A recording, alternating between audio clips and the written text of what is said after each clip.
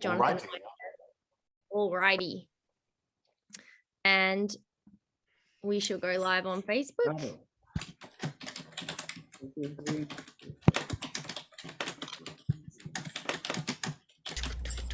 All of us are reading, right? Susanna Lee. Hi. Oh my God. How, Right? wow. I recognized you. So we're now going to mute everybody. Joseph. I'll mute Joseph. myself. I've muted everyone. Yeah. So Mark, do you want to begin? I shall.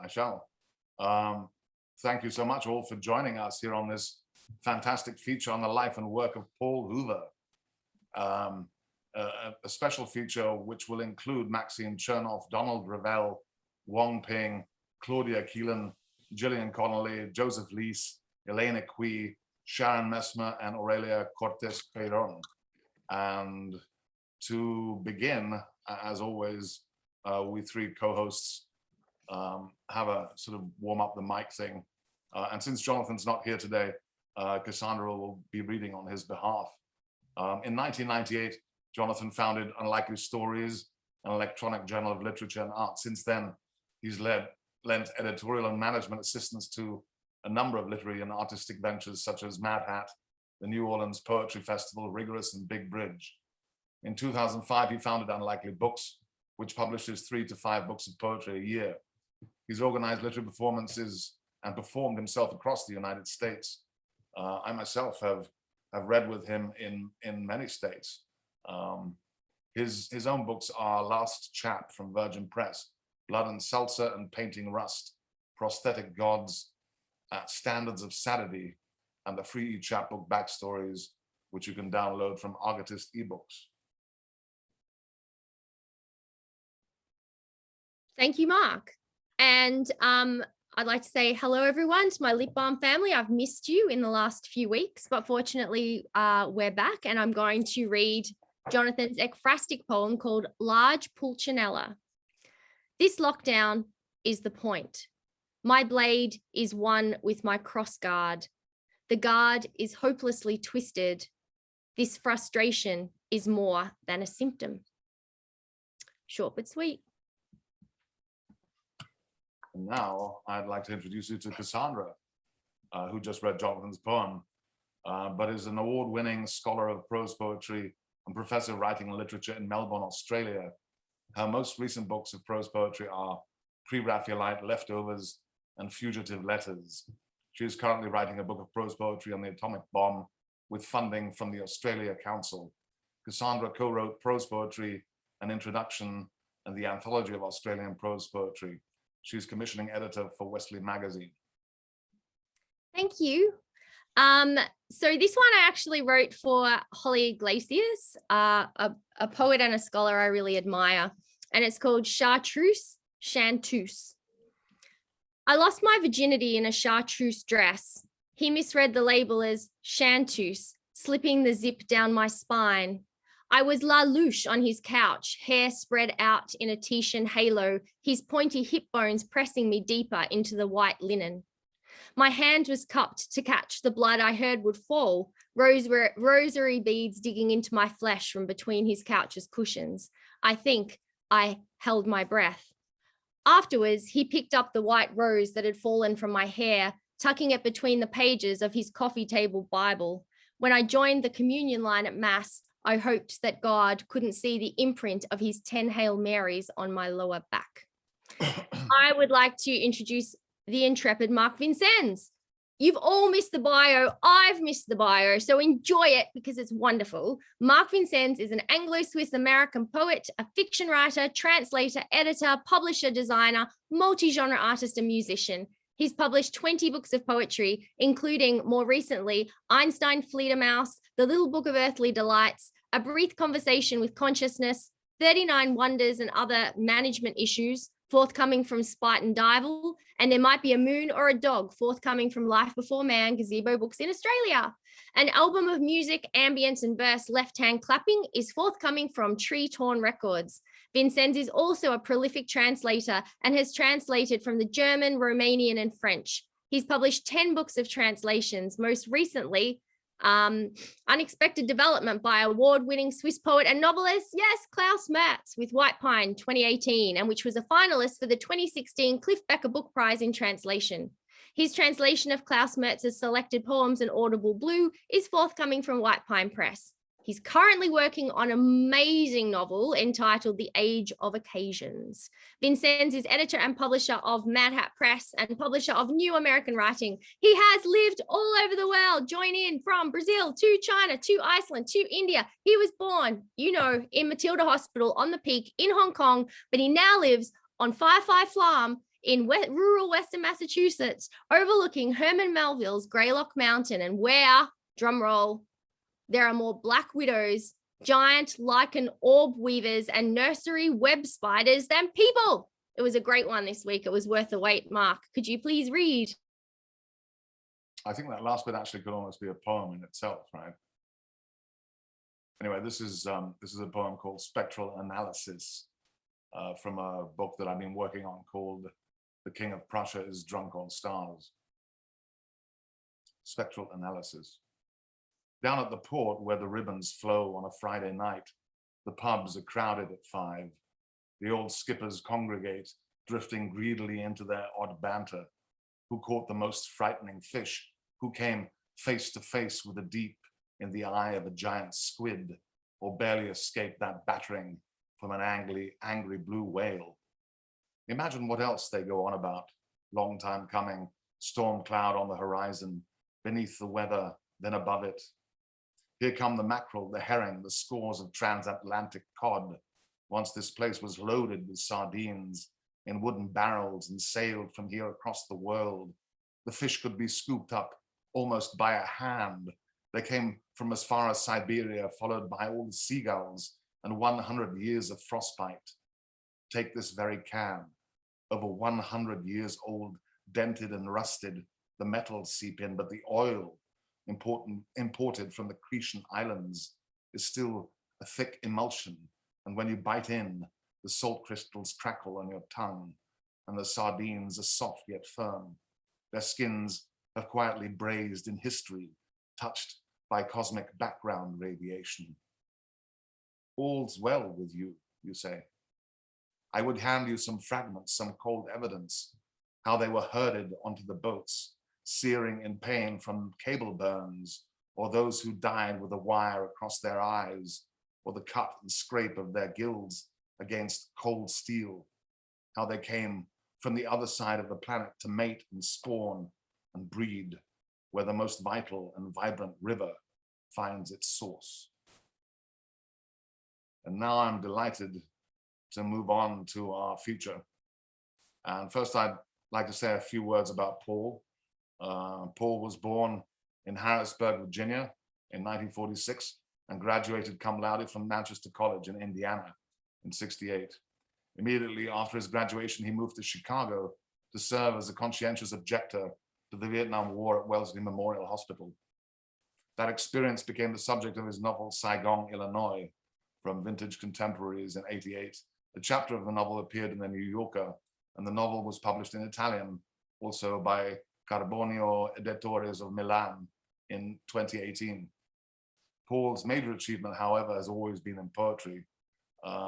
He's been a poet in residence at Columbia College, Chicago from '73 to 2003. He was a tenured professor of creative writing at San Francisco State University since 2006. His recent books include the novel, a poem, New Directions 1990, Viridian, selected by Marvin Bell for the Contemporary Poetry Series of Georgia, poems in Spanish, Omnidawn, which was shortlisted for the North California Book Award, and then the book Sonnet 56 from Les Figues, which consists of 56 formal versions of Shakespeare's Sonnet 56. There's the book-length serial poem Desolation, Souvenir, from Omnidawn, and the Book of Unnamed Things, which came out with my own Mad Hat Press in 2018. And his most recent collection, O and Green, New and Selected Poems, which came out from Mad Hat Press in the fall of 2021. And I have a copy here. And I will also be reading one of his poems toward the end of the show.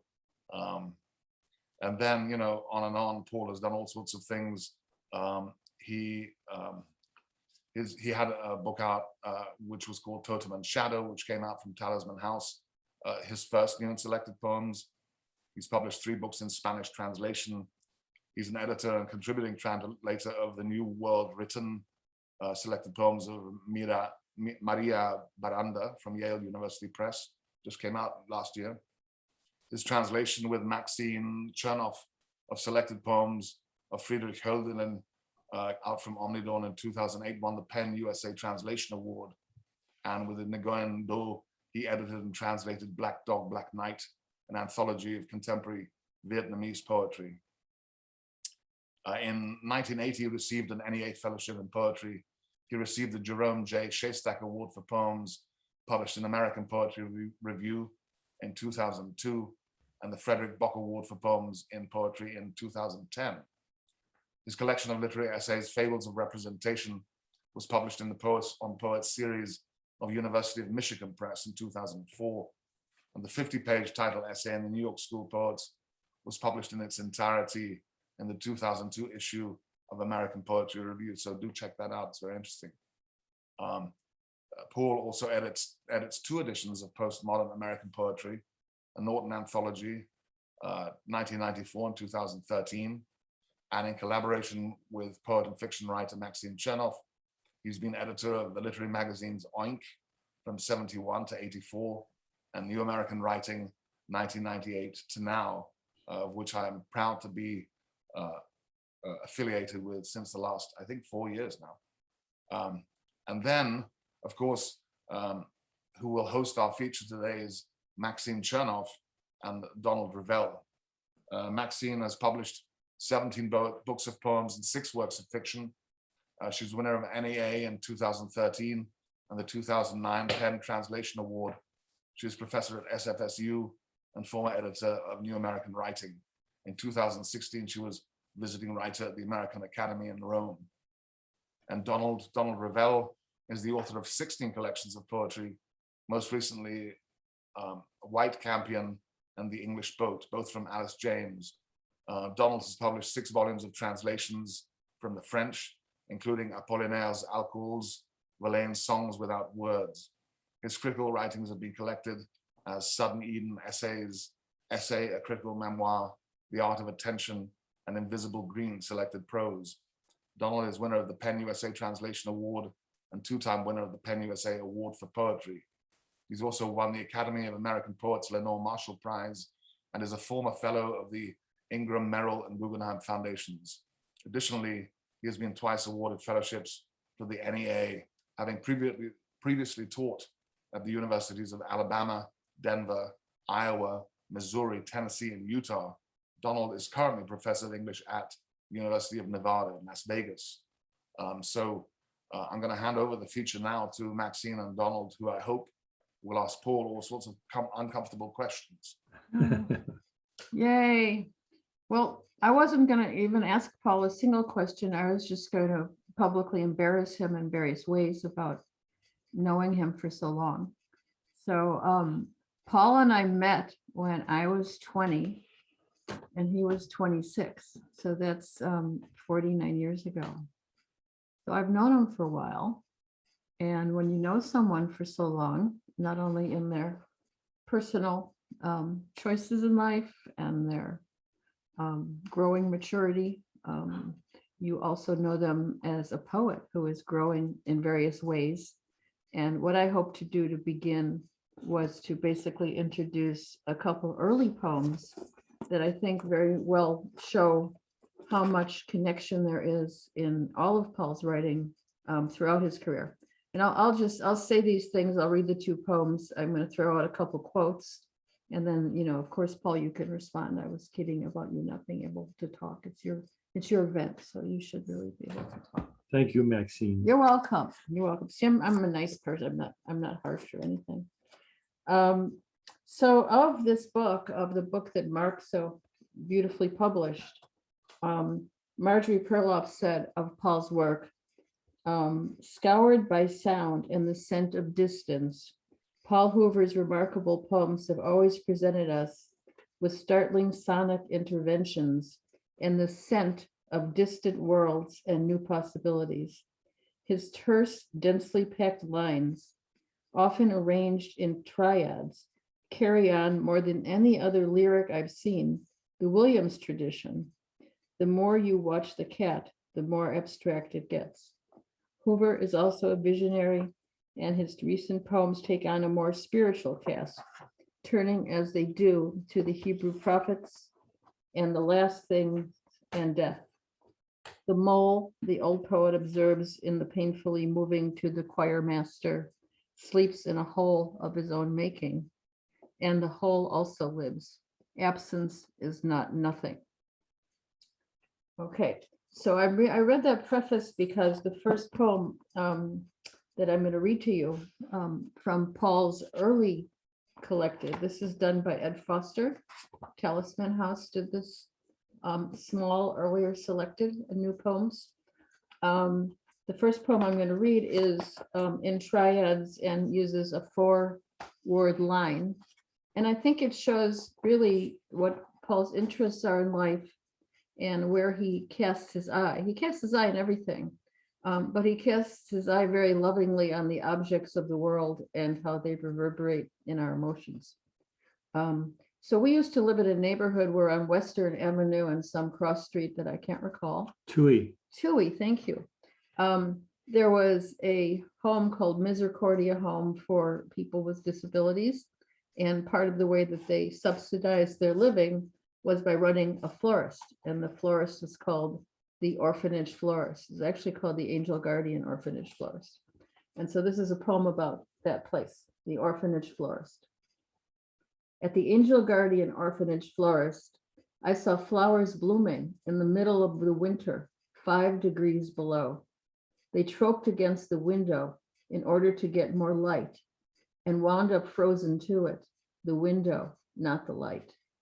I also saw a truck, blue against the snow, on which the name was written, Angel Guardian Orphanage Florist.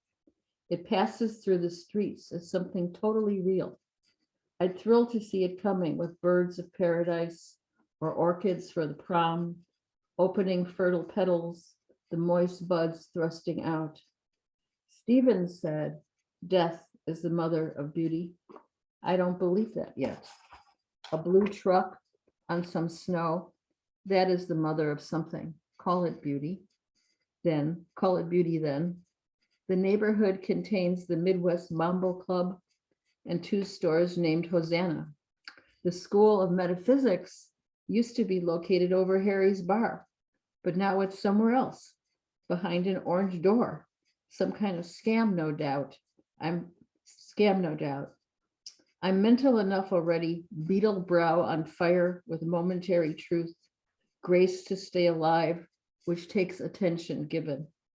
For 7 seconds once, I had ambition fever, wanted to be the for whom a crowd would wait like nervous mice. But that was not the answer, cancer of the heart. The Botticellian Trees by William Carlos Williams sends its ifs of color, delighting the very hair, but word for word for word, from glass to light to flowers. And so this is written when Paul's about 40, and I think it shows his immense appreciation of the power of poetry to pay attention in the world to what is beautiful and true. It could be ugly and true too, but in this case, it's quite beautiful. But there's a certain, I think, quest for truth among the metafictioning and metaphysics of his poems. And I very much appreciate that in his writing. When we worked on the Holderlin, I think it helped that we came from that perspective into his writing, to capture as best we could his take on reality, and his take on reality as his reality diminished due to his mental problems later in life. So that's an early poem of Paul's, and I want to read a slightly earlier one that I think pertains to his autobiography a little, and that's why I wanted to get into it. I don't know if people know where people are raised or what it means to be born in Harrisonburg, Virginia, or that John Ashbery was born on a farm, right? On a farm in upper New York. But these boys, Ashbery, Paul, various people who grew up to be poets, started in kind of isolated places where not much support would have been given to such an art form.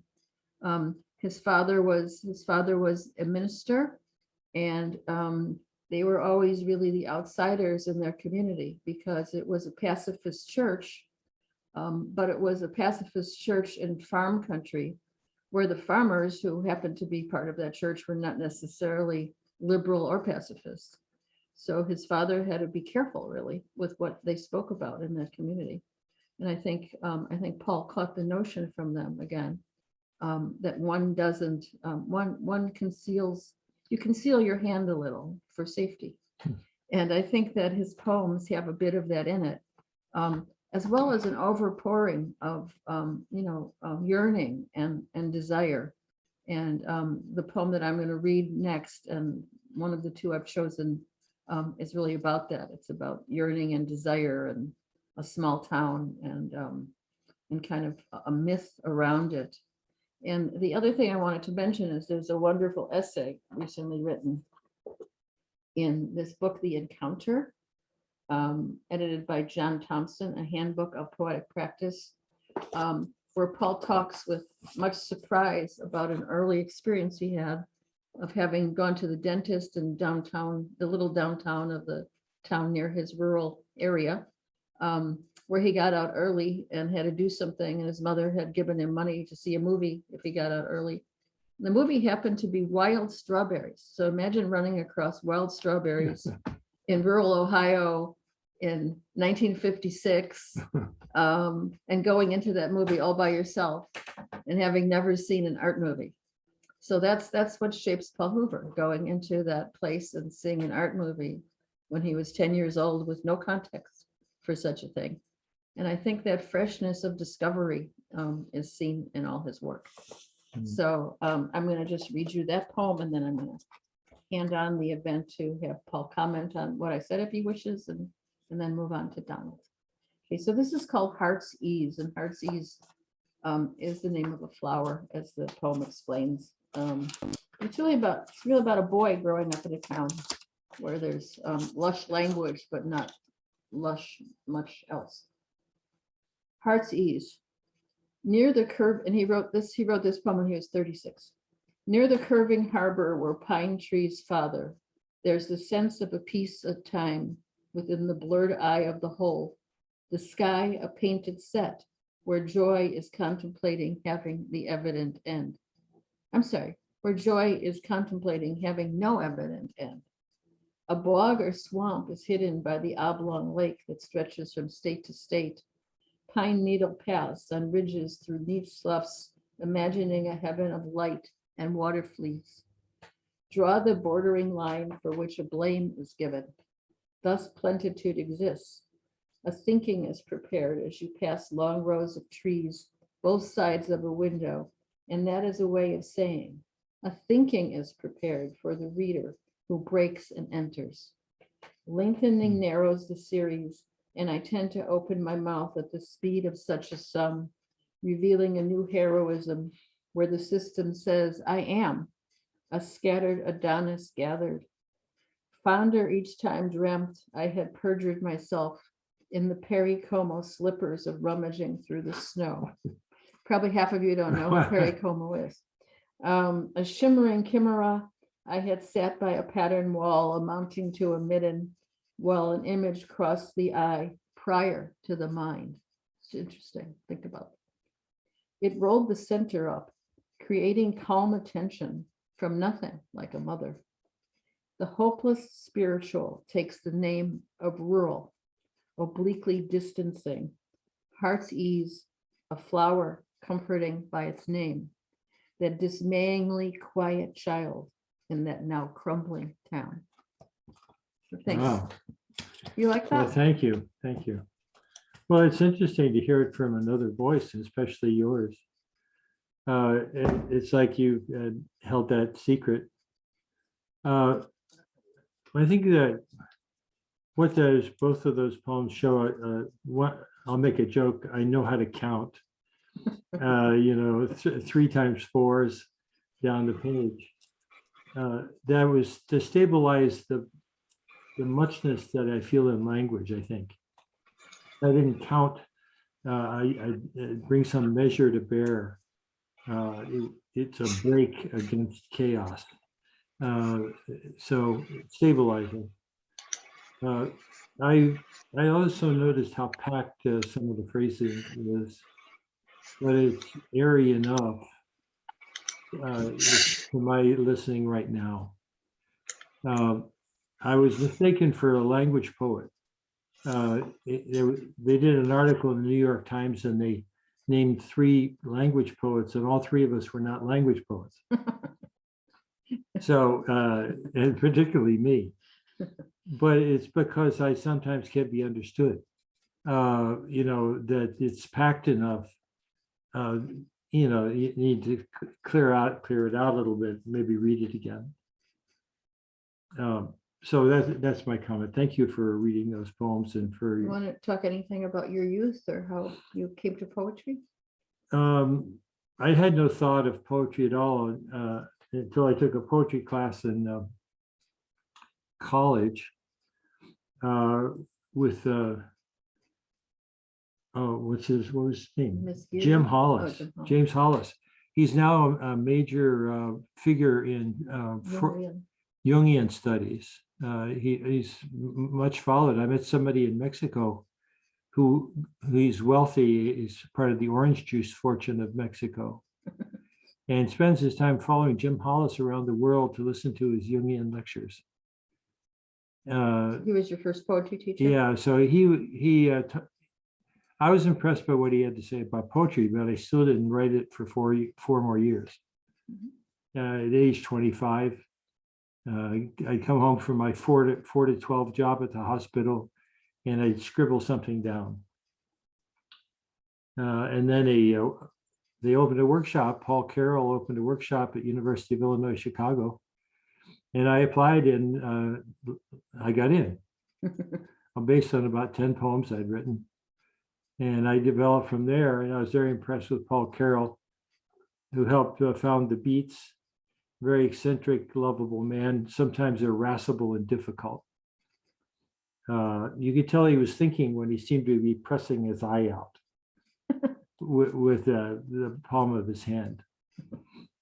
Anyway, that's all I'll say about that.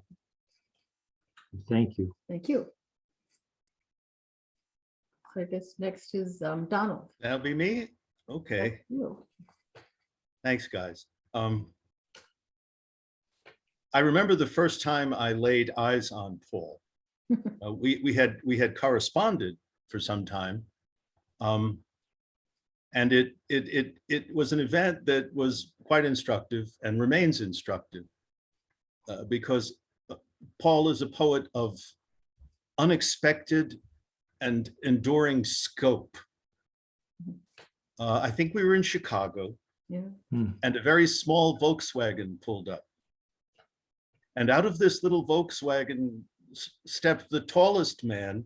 It was actually the tiniest Honda ever made. Oh, it was a Honda. I'm sorry.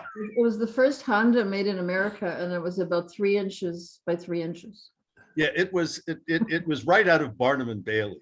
And so I'm saying, oh, I'm so eager and somewhat trepidatious to meet this man, and out steps Paul Bunyan. I mean, it was remarkable. A, that he could get into it, and B, that he could get out of it. And that might be a metaphor, if one was in the habit of metaphors, for making poems.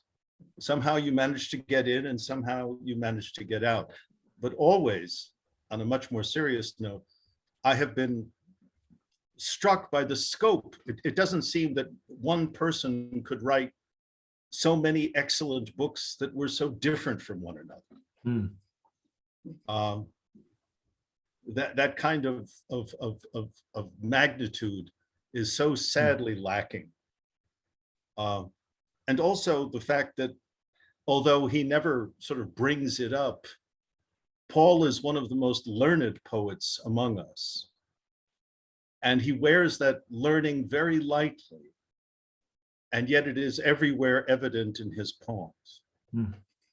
Thinking about what Maxine has been noticing in these past few minutes, especially in her allusions to William Carlos Williams, the few things I have to say come directly from Paul's relationship, or the relationship of Paul's poems to the work of T.S. Eliot. Now, I don't know anyone who is, right there with Eliot and Williams, except Paul. And so I'm going to read a somewhat earlier poem and then a much more recent poem with this in mind. I'm, of course, and have always been drawn to the spirituality of Paul's poetry, which is, it's not new to his poetry, it's always been there. But it has been coming perhaps more relaxing into itself more and more in recent times. But I'm going to start with this very short poem and then just read one other. This one's called The Mother Image Tree. Our most dear, most dire, not merely the sea, rocking us to sleep, but the mother of doubt holding us freezing, to be guilty of a word, guilty of hope and bone, to stammer in the aisle another word for earth. No punishment in love, only what you deserve. Who else might admire the depth of your reserve? It's nothing or all the way. Love in our first eyes. This is so profoundly traditional. The rhymes, okay, both internal and express at the end of the line. And the willingness to confront with let's face it, not many contemporaries have the courage to confront guilt. We spend a lot of time nowadays exonerating ourselves. Yes. I wasn't there. I didn't see anything. It's tiresome. But this poem embraces guilt, not in a mea culpa kind of pantomime, but in order to get further towards love. That in guilt is actually the beginning of love. And that's where the poem goes. Like Samuel Johnson said, wherever there is shame, there's room for virtue. And where there is for your gravestone. What'd you say, Maxine? This is good. That'll be good for his gravestone. Yeah, she's going to put that on my gravestone. Well, happily, I do not plan to live long enough to see that. But I'll be looking down on it, and I promise to approve. But it's just, I mean, getting to love in our first eyes after that is entirely remarkable. But knowing that it must go that way, the way that Dante knew that the only way to Beatrice was the long way around. There's no shortcut to love except through acknowledgement of guilt and shame. But the poem I really wanted to share before I take up too much of the oxygen, when the book arrived, I immediately went to the new poems section because I wanted to see where my friend was at, and I was absolutely thrilled. I hope I wrote to Paul about that. You did, thank you. Oh, that I thought this new section was the cat's pajamas, that it really was swell. And the poem I'd like to focus just for a couple of minutes on is Public Life, Private Breathing. And what I want you to listen, you'll hear, and Maxine gave you a foreshadowing of this, you'll hear Ecclesiastes, clear as a bell in this poem. But I want you to also listen for Tom Elliott, specifically Ash Wednesday, and that most troublesome staircase that runs through Elliott's Ash Wednesday. Public life, private breathing. The little epigram, that which hath been is now, and that which is to be hath already been. in the clefts of the rock, in the secrets of the stairs.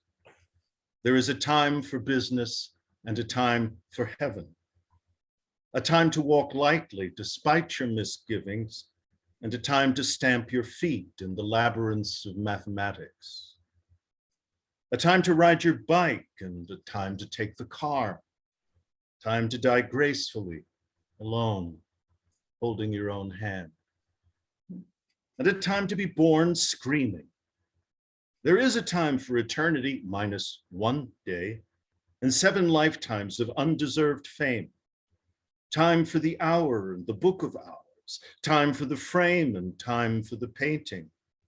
There is time to run madly zigzag and a time to speed straight along, a time for walking on water, and a time quite simply to drown. In the clefts of the rock, in the secrets of the hallways, there's a time to Facebook and a time to Twitter, time for handsome daughters and beautiful sons, a time for love and courage, and a time to hide from friends in the darkness under the stairs. Wow. It's a bloody wonderful poem, Paul. Well, thank you for reading that. It's a heck of a work. And I must say about you, you've done some book learning yourself, Don. I went to college. You're a profound man. You say profound things. Well, it's easy when you're around. I wish you were around more often. Yeah, we miss you. It gets lonesome in this Zoomy world. It does. Yeah. But I just want to point to a couple of things in the poem and then I'll shut up. Because again, the Ecclesiastes is self-evident. But you hear the Eliot too, the Eliot that is always moving through isolation and saying, yes, we are each of us alone with the consequences of our actions. We are each of us alone with the consequence of our aspirations for good and ill. But this aloneness is also a reassurance of the absolute integrity of the soul. Our aloneness strangely reminds us that we exist and cannot be dispersed or destroyed. We are, the way this poem is, moving from biblical language to Twitter and Facebook, we are afoot in the contemporary world, but we are bound for eternity. But each of us gets there one by one. Paul has always known that each of us lives one by one, which is why his poetry has always been a great companion in the loneliness of this existence, and a great reassurance that that loneliness will lead to a wonderful reunion. So that's what I got to say, Paul. Beautiful, beautifully said. My God. I hope it's okay. Yeah, wonderful. Thank you. A+. Oh, yay. Does that mean I get extra dessert at dinner tonight? Yeah. Yes. Okay. Oh, there's food served? Tiramisu ×3, I think. Yeah. Very good. Thank you, Paul. It's so wonderful to have this book to celebrate. Thank you so much. And I think, Ping, did you want to go next?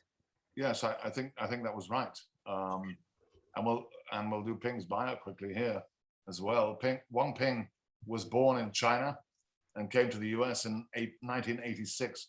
Her publications of poetry and prose include American Visa, Foreign Devil, Of Flesh and Spirit, New Generation Poetry from China Today, Aching for Beauty, Foot Binding in China, The Magic Whip, The Dragon Emperor, The Last Communist Virgin, Flashcards, poems by Yu Jian, 10,000 Waves, and Life of Miracles Along the Yangtze and Mississippi, which was an AWP series for nonfiction award winner. She won the Eugene Caden Award for the Best Book in Humanities and is the recipient of NEA, the Bush Artist Fellowship for Poetry, the McKnight Fellowship for Nonfiction, and many other awards. She received her Distinct Immigrant Award in 2014 and Venezuela International Poet of Honor in 2015. She's also a photographer, installation artist, and a crew person how do you call that? What? Thing? What? Your crew, your rowing thing? Rowing, yeah. No, I'm a You- solo. You're I a solo rowing person. Yeah. And Ping's multimedia exhibitions include Behind the Gate After the Flood of the Three Gorges, Kinship of Rivers at schools, colleges, galleries, museums, locks and dams, and confluences along the Mississippi River. Wang Ping is professor of English at Macalester College, founder and director of Kinship of Rivers Project. Welcome, Ping. Thank you. Mark, could you unmute the Chinese poet Fan Fan? I believe she's unmuted, actually. She's unmuted? Oh, great. Fan Fan, are you there? Lala? Yeah. Hey, thank you. Hi. Hi. Hey. So, hi, Paul. Hi, everyone. And great to see you and Maxine. And I would like to do, I started writing poetry through translation. Just first, I walked into the wrong classroom by Louis Walsh, who introduced me to Allen Ginsberg's Poetry Festival between China and America. And I worked closely with Allen for 6 months. And that's how I started writing poetry. And after that, I started translation project, New Generation Poetry from China. And I learned so much, right? And I believe that the best, then I also found Ezra Pound's The Chinese Character as a media to poetry, which opened my entire, just like so many worlds about poetry, about language, about Chinese characters, about who I am, right? And made me feel completely confident that actually, like, because I have two languages, I have two worlds, and that even though I had very few English words, actually I have like endless Chinese words, and I can like make bridges, right? And so translation seems like to be like a perfect bridge. And poetry is also a bridge across the impossible abyss for communicating each individual's emotions, right? And when we feel pain, my pain can be known only to me, and others cannot feel it, no matter how we express it.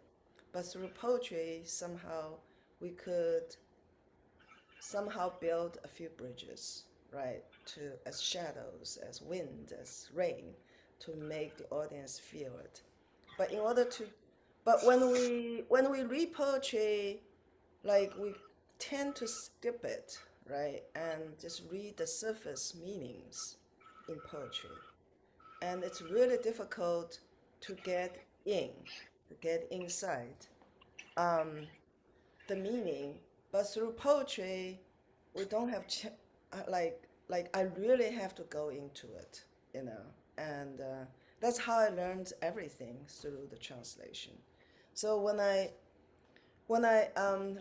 during the pandemic, I was basically stuck home. I needed to go to China to teach and lecture, then go to Scotland, and then pandemic hit. All my like 5 flights right around the world was just canceled.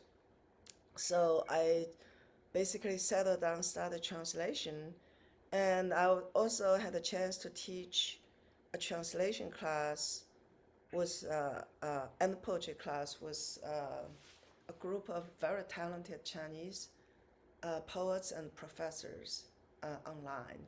Thanks to the pandemic, right? I could teach across the Pacific, with a very talented poet like Fan Fan. Huawei, that is not her name. Fan, the Chinese name, Fan, is her name. Hi, Fan Fan. Hi. Yeah, she's one.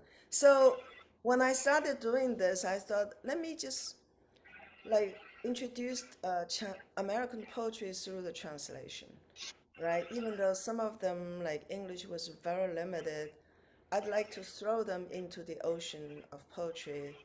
And because I really believed Benjamin's words, like there is a common ground for all languages, especially the poetic language. So I started throwing them a bunch of poets, including Paul.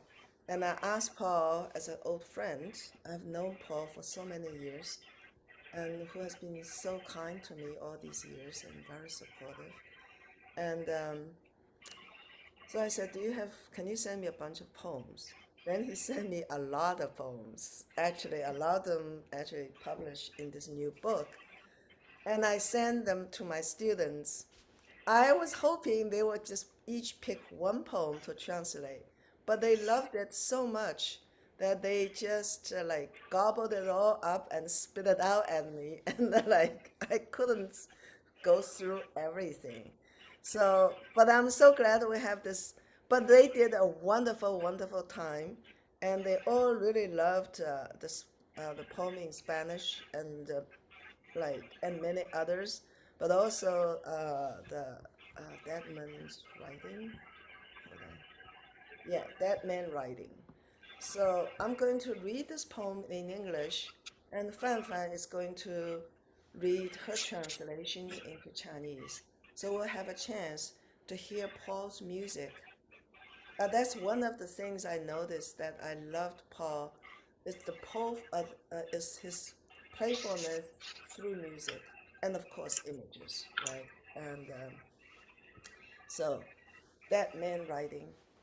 The dead man smells of cigars and roses, of turpentine and persimmons. The dead man yells, but only the cat, grown far too thin, and a lonely child named Moses can hear him. Erect in the kitchen chair, in the place where he had lived, his hand moves heavily over the page. The boy hears him scratching and thinks the cat wants in. Soon he has filled a page, then many pages, but he's not revived. His writing fills one room, then another. The dead man is not distinct from the shadow of his hand. The stain of his pen is great. We believe the world has created in a similar fashion. In most rooms, there's light somewhere, allowing a face to be seen, or the size of a dead man's shoes. Light insists more than darkness. It can awaken a room entirely. A mouse also lives here, chased all night by the cat. They move like breath in the furious circle, like the soft liquid of night, intent upon seeing.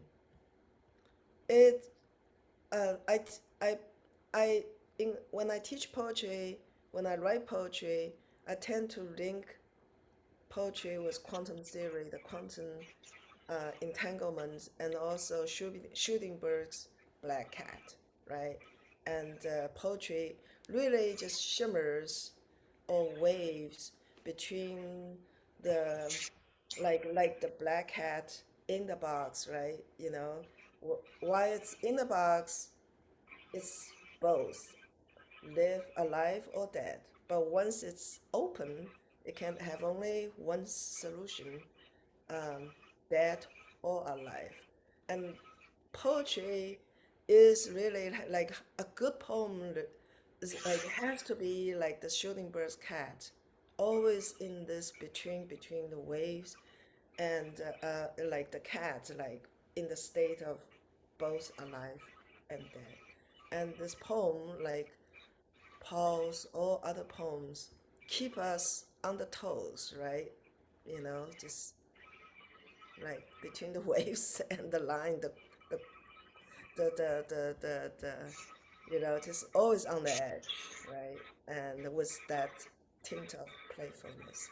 So Fan Fan, could you please read the Chinese, and then tell? I would love to share like how, like the process of your translation, right? And how you feel this poem, what does this cat do to you, right, in Chinese?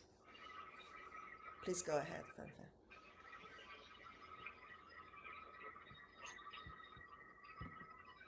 可以了吗？可以，你念吧。死者的书写，死者闻着雪茄和玫瑰，闻着松枝和柿子。死者高喊，但只有一只长得很瘦的猫和一个孤单的叫老鼠的孩子能听到他。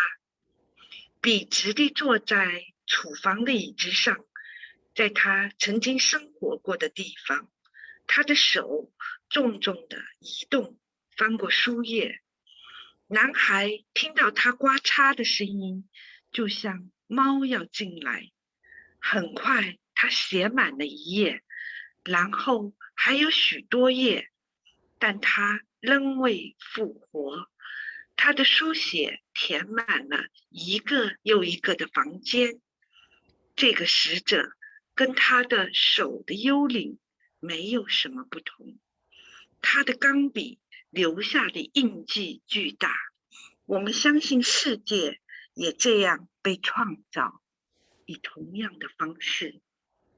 在大部分房间里总会有光，这样可以看到人的脸，或者死人鞋子的尺寸。光明比黑暗持续更久。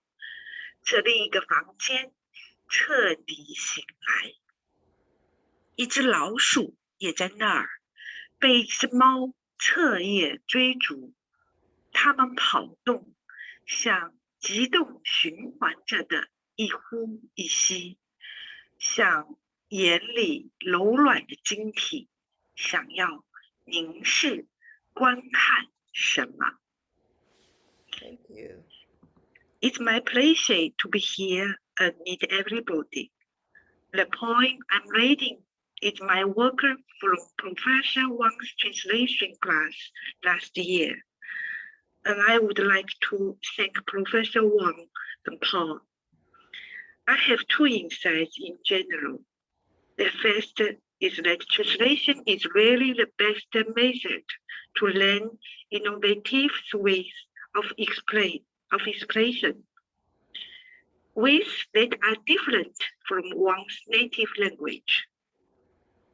And on top of this, translation is also the quintessential form of recreation. The challenge is to understand the core stuff and reconstruct it with your native language. This is the most difficult, yet the most creative part. It's like making a vase based on an image in your mind. And that's my reflection on translation. Thank you. Thank you. This point implies my thinking of life and death. When people long for eternal life, maybe that's when they long for writing. That's when they long for creation. The world we live in might just be written and created by the past one. As you can see in the last section of the poem, with the mouse chased by the cat, you witness the bliss and unseen. And ultimately, you witness that longing for life. That's all. Thank you. Thank you. Thank you so much. Yeah. And so, yeah, I wish I could continue teaching the Chinese students. They're like the most wonderful students, so hardworking, so eager. But I'm just so busy with my own translation. I'm getting very selfish.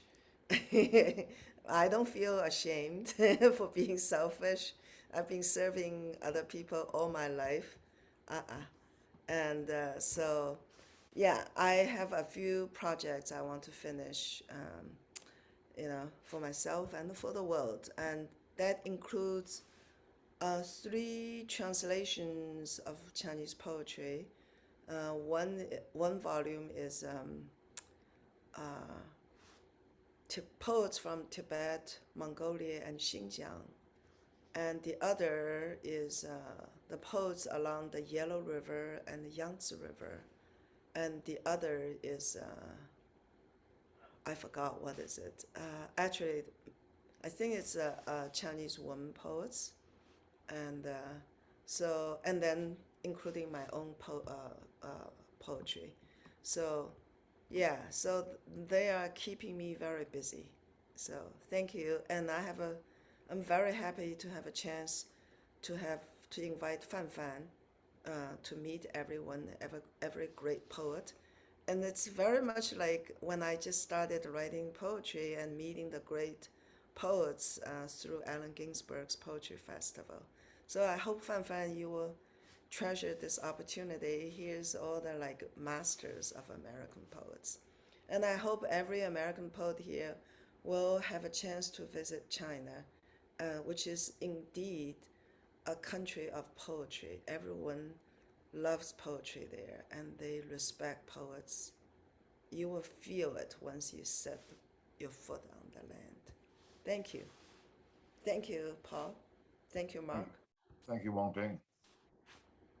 Next, we hear from Gillian Conoley, who's a little more red sun on the human. New and selected poems came out with Nightboat Books and won the 39th Annual Northern California Book Award in 2020.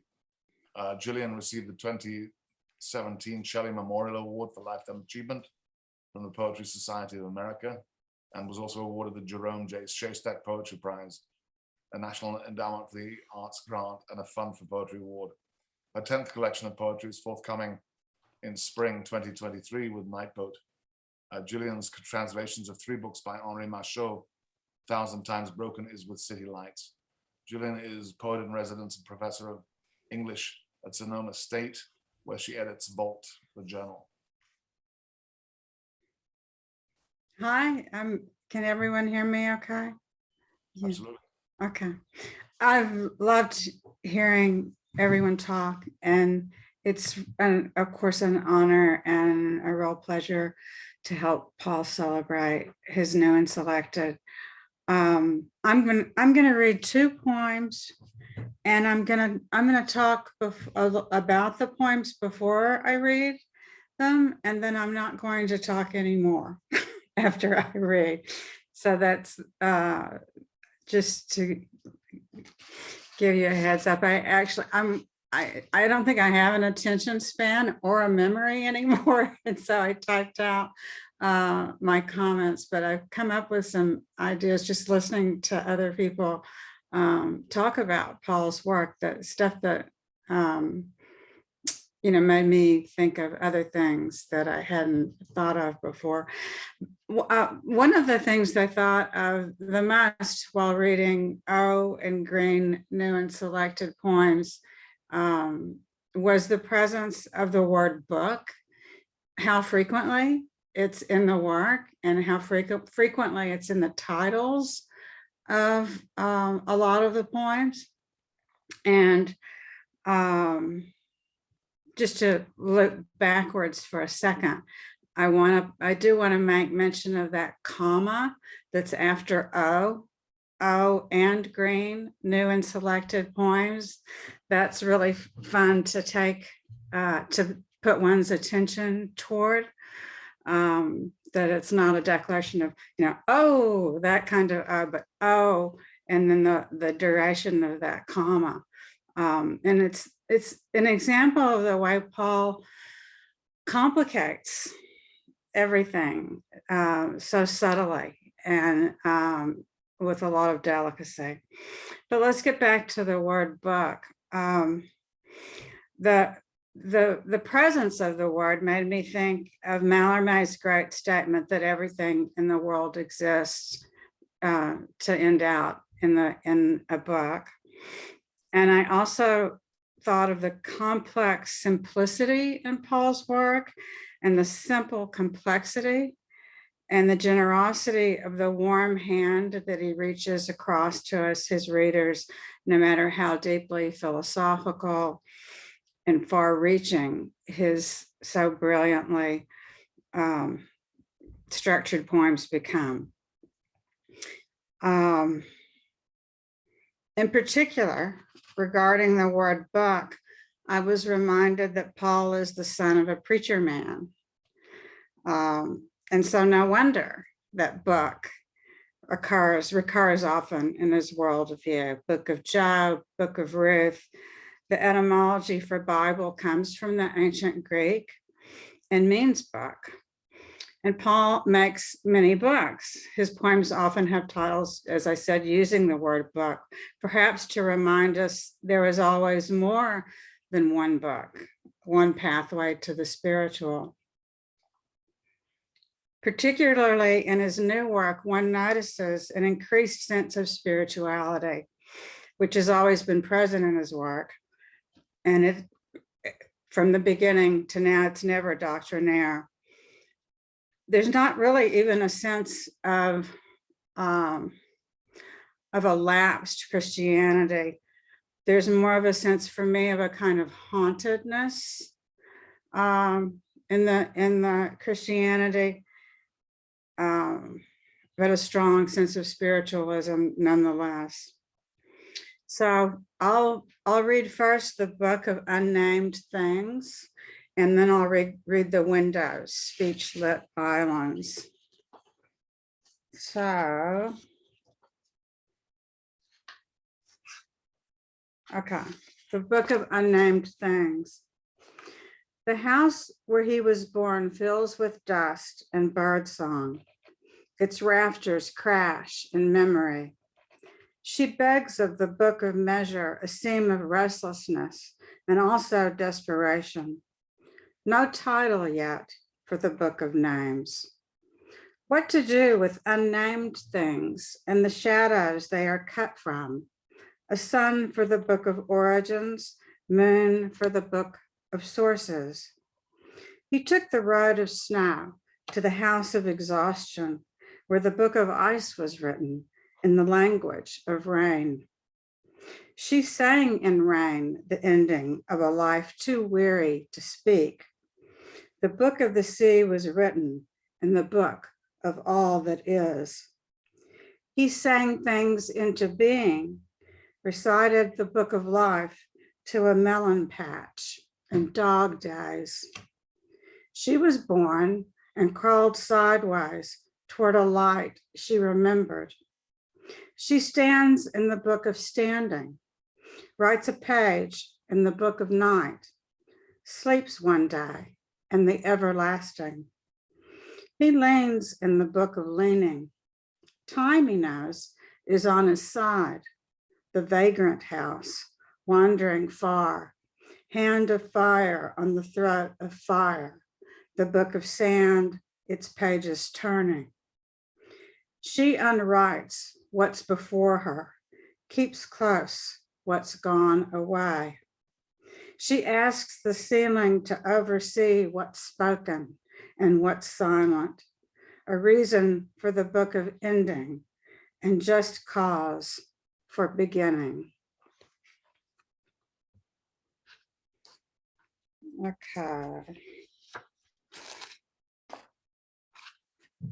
The Windows, Speech Lit Islands.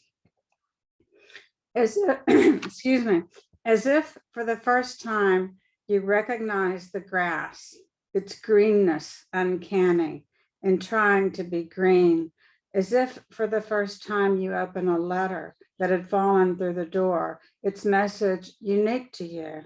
Had you been as perhaps you seemed the neighbor, the one whose name was yours, who finally joined the army, had you in fact a country, a life to give, wife and family, as if for a while you could read the signs, remembered to unlearn how the wind feels exactly going up your spine, sensed the wheat sinking into the ground nearby. The whiteness of milk, its mystical skirt uplifted, Miss Meat and Miss Gravy, as if the language were smudged with words, speech-lit islands that don't submerge in meaning, as if light itself were never in doubt. On the question of transcendence, bees sing, bells ring. In the ear's black window, you whisper to the glass, it's past in sand. Step back, please. A sentence is passing. Someone's calling, someone's raining. Doors creaking contradictions. What bride is not disheveled by all the world's scissors, makeshift shiftings? Been a long time since you wrote yourself in stone. Autolithographic. I's in a bracket. I seems to be alone. I suffers in a crowd, but not a yellow room and not a yellow town. Everyone's on loan, but someone here knows why nimble people cry. A bullet makes you die. And then there's you, absent sometimes, laughing, as if at last there is no non-journey across the whole world. What are you thinking, conjured of a god? Pears you'll never taste, lines not written. What you know you are, you'll never be again. Thank you. Thank you, Paul. Thank you, Gillian. Paul, would you like to give us a little insight into that last poem?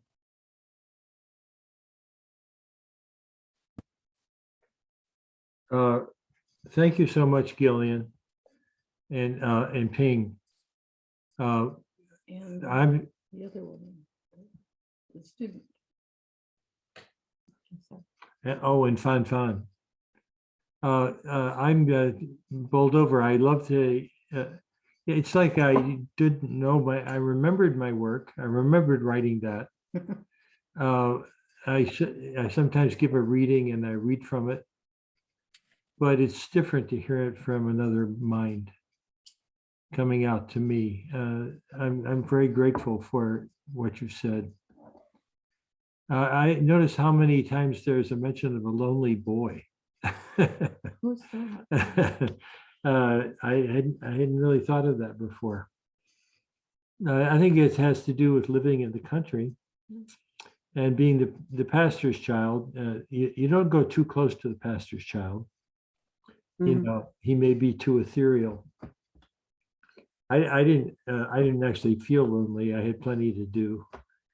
You know, I had my schoolwork. But when you live in the country, you know, in the parsonage, you're in some kind of faulty shrine, you know, and I can see that better now than before. It's like living in a lighthouse.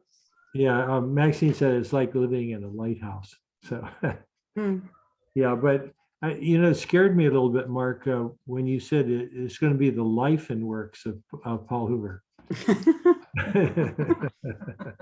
Well, oh my God, not the life. We want to hear how you came about as well, you know, from Yeah. a poetic perspective. Yeah, that's right. Well, there it is. Now we're finding out, and I'm grateful for your insight, everybody. When was your first poem written, Paul? I was 25 years old, so that would be 46 plus 25, 72, something like that. 1972. And what was it about? I have no idea. I you know, that's long gone. That's filed away in some folder somewhere, never to be seen. So I have no idea. I think I think I'll comment on two things. I think there were two changing points for me and motive things that happened. It was the death of my parents, because we were fellow travelers. It was me, my mom, and my dad, and we would move every 3 to 5 years. And so when I had no siblings. my grandmother was distant, and the rest of the family. So the death, Poems in Spanish happened, is Switch and I was self-consciously writing real poetry. That is, I'm not trying to be interesting or avant-garde or create some kind of persona. I was reacting directly to life experience through the Spanish, through the artifice of the Spanish. Somehow freed me up. And the other thing was when I translated Hoderlin with Maxine. He gets inside you, and without your knowing it, and he has daring and scope and weakness and strength, and all that we could desire. And I think those impacted me and changed my poetry in some way. That's all I have to say about that. Well, we'd like to hear from Elaine Equi, who's here tonight from New York. Her most recent books include The Intangibles from Coffee House. Her other books include Voiceover, which won the San Francisco State Poetry Award, Ripple Effect, New and Selected Poems, which was a finalist for the LA Times Book Award and on the shortlist for the Griffin Book Poetry Prize. And Sentences in Rain, widely published and anthologized. Elaine's work has appeared in American Poetry Review, Brooklyn Rail, Court Green, The Nation, New Yorker Poetry, and many others. She teaches in the MFA program at the Creative Writing at the New School. Welcome, Elaine. Thank you. Hi, everybody. I'm really excited to be here and part of the celebration for Owen Green, a book that is as lush. Sorry for the siren in the background, New York noise. A book that is as lush and lyrical as its title implies. I was a student of Paul's for many years back in the 70s and 80s when he taught at Columbia College in Chicago. I think I was one of Paul's first students, actually, because the year I started at Columbia was the year they had just hired Paul. So I got in on the ground floor. And he made studying poetry so enjoyable that I never wanted to leave. I got a BA and then I got an MA. This was before there were MFAs everywhere. And then I started teaching at Columbia. So thank you so much, Paul, for getting me hooked. I'm going to read 3 poems. The first 2 that I'm going to read are from the section that Paul was just talking about, actually, Poems in Spanish.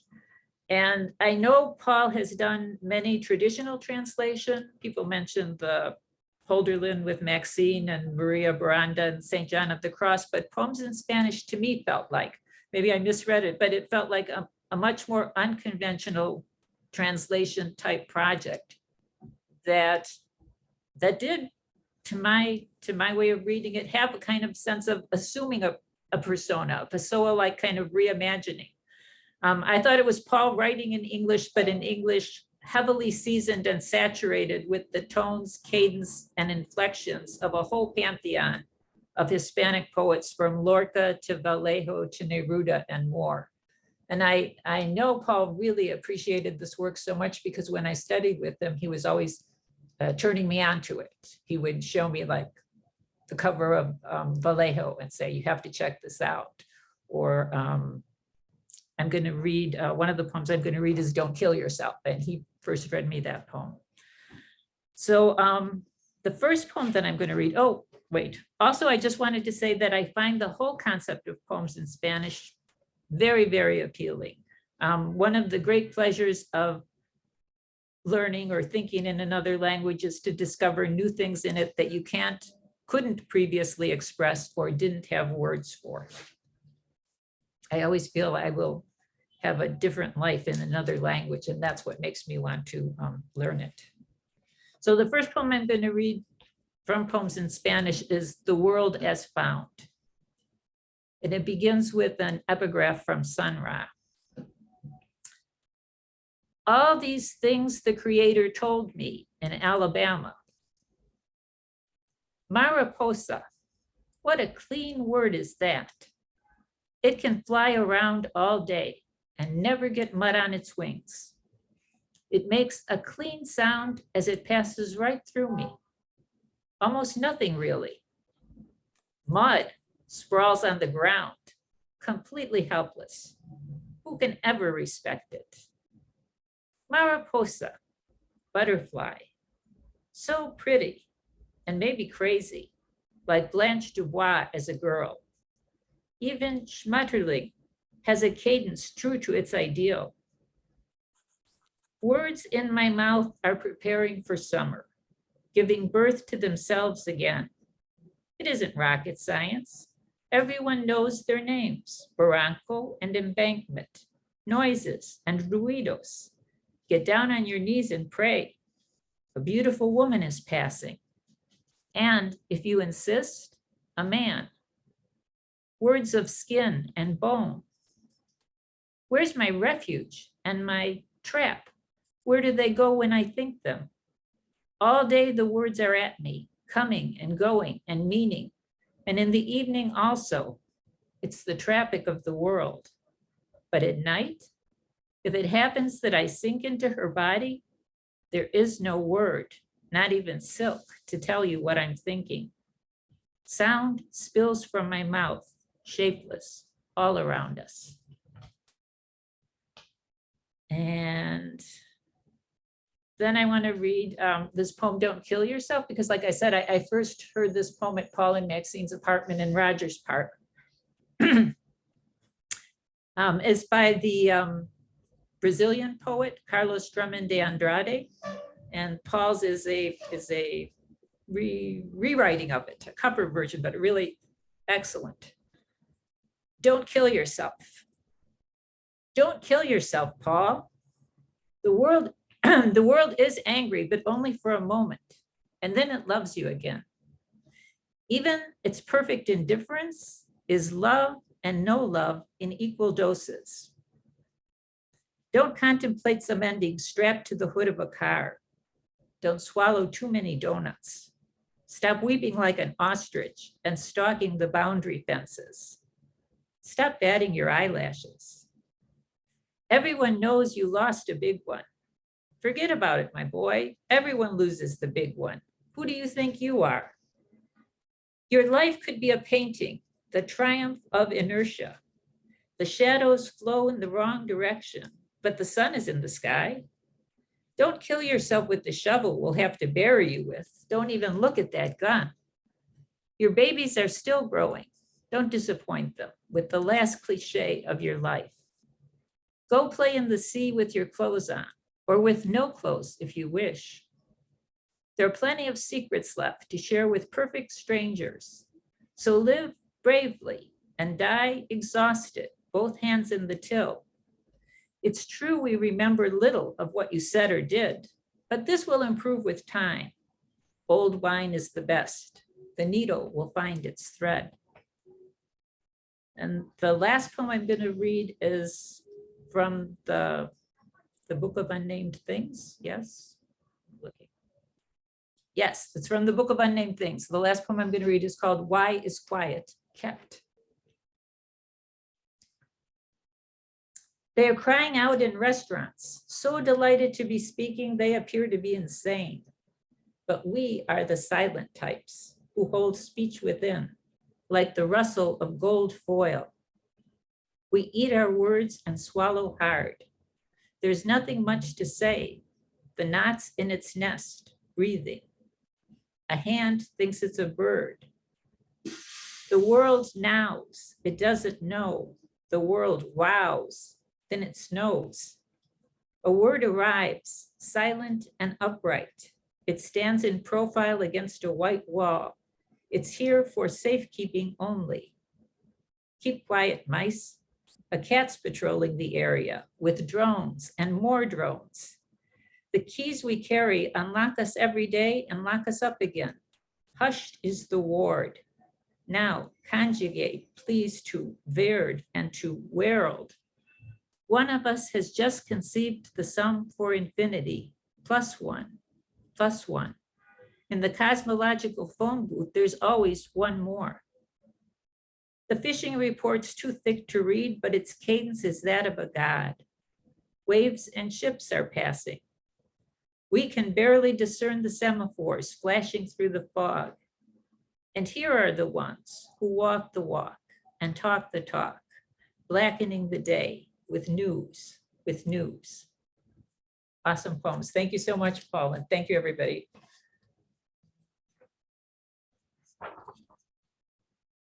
Thank you, Elaine. Hmm. And next we hear from Claudia Keelan, who was born in Southern California when it was still covered with orange trees and the NATO began the embargo. She's the author of 8 books of poems. Most recently, we Step into the Sea, New and Selected Poems from Barrow Street, a collection of essays, Ecstatic Emigre, and Ethics of Practice from Michigan Press, and a book of translations of the women troubadours, Truth of My Songs, poems of the troubadours from Omnidorm. She lives in the Mojave Desert with her husband, the poet Donald Revell, her son Ben, daughter Lucy, standard poodle Miss Margaret Jarvis, and a wired schnauzer named Dugan. Hi, everybody, and thank you, Vincent, for putting this together. I'm so glad to be here, to see my old friends, and to see many people in the audience who I've read and never met over the many years of exile I've lived here in Las Vegas. I also remember what Donald was talking about when we first met Paul and Maxine, who first, this enormous man, blonde-haired man, stepped out of his car, and then a very much smaller woman, dark-haired woman, stepped out of the car, and they were wearing matching like suede jackets, which I was very impressed with, and that began our wonderful friendship with both Paul and Maxine. Paul was one of the first persons to take my work, to publish my work. I seem to be in a kind of generation that didn't fit into much, and I was always so happy to receive his beautifully written acceptances, beautiful handwriting, which I, as a slovenly girl, could never have imitated. And I thought today, what I'm going to do is I'm going to read 2 poems that I think are kind of bookends to each other. And they're both from the New and Selected, so if you have the book with you, the first one's called The Presence, and the second is what Maxine mentioned, To the Choir Master. And these poems seem very important as like a kind of bolster to a lot of the thematic throughout this New and Selected. You know, this world made of things, this world made of presence and of absences, and how we're supposed to negotiate those.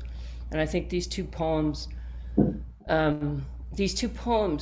come up with very different answers in relation to like what's the purpose of presence when absence is inevitable. And this is on page 64, if you want to read along. The presence. We know it and we feel it. The fierce will of things to set themselves apart, isolated by their beauty, bereft in isolation. Museum of the things. The living glove, earthen shoe, a parakeet's soft feather that seems to be made of fur, yellow tuft of sunlight falling through the air, like nothing but itself, as water is nothing but water, grinding and turning as if there were no passage. Where does the work get done that tenders so much beauty and leaves us in such grief? Sweetmeat and papaya, your own face in chrome with its hint of speed, all these chaste subjects love us in their way. Needle and thimble, dog and bone. Whatever is absent in them, let it speak its name. Fingerprint, blue smudge, a typewriter with new keys, one for infinity and one for sleeping. Each night the objects come to watch us in our beds, above which hang the dusty family portraits, retreating toward a quaintness that can only be remembered. Mother in her kingdom of white gloves and black Bibles, the mouse she trapped in her hand as it leaped from a cabinet. And father, poor father, whose kindness went on forever into a clear confusion. What were those sounds I heard from the bed beyond the wall? Which way should I drive now to find the house we lived in, vanished, including its trees? Gone the upstairs bedrooms with their perfect shining floors, not even a ghost to warm them. All things come to witness these absences like objects. Pears so near to ripeness, they melt in the hand, and roads that will only go south with the sound of tires like rain. And this short poem, which comes to very different conclusions. To the choir master, an epigraph, art thou not from everlasting, O Lord, my God, my Holy One? We shall not die. The rock lives in the desert, solid, taking its time. The wave lives for an instant, stable in momentum at the edge of the sea before it folds away. Everything that is lives and has size. The mole sleeps in a hole of its making, and the hole also lives. Absence is not nothing. It didn't desire to be, but now it breathes and makes a place for the comfort of the mole. I am a space taken, and my absence will be shapely and of a certain age in the everlasting. In the fierce evening, on the mild day, how long shall I be shaken? Many of the poems in Paul's New and Selected, and these two in particular in my reading, negotiate presences and her partner absence. Reading, I thought both of William James screaming, "Go it!" as the 1907 earthquake rolled through his apartment. And I remembered Emerson too in the Divinity Address, when bored in church, he realizes that the snow he sees falling in the window behind the minister is the real sermon for the day. In the presence, the poem begins with the sense of all things existing apart, isolated by their beauty and bereft in their isolation. And yet, reading, I felt companioned by all the objects in the museum of things and their solid existence, whose action, though we may not be able to see it, is, as we know, moving as they settle further into their material life. The sun and the water embody that action visibly, falling and grinning and turning like nothing but itself. This poem, The Presence, turns on two questions. The first is, where does the work get done that tenders so much beauty and leaves us in such grief?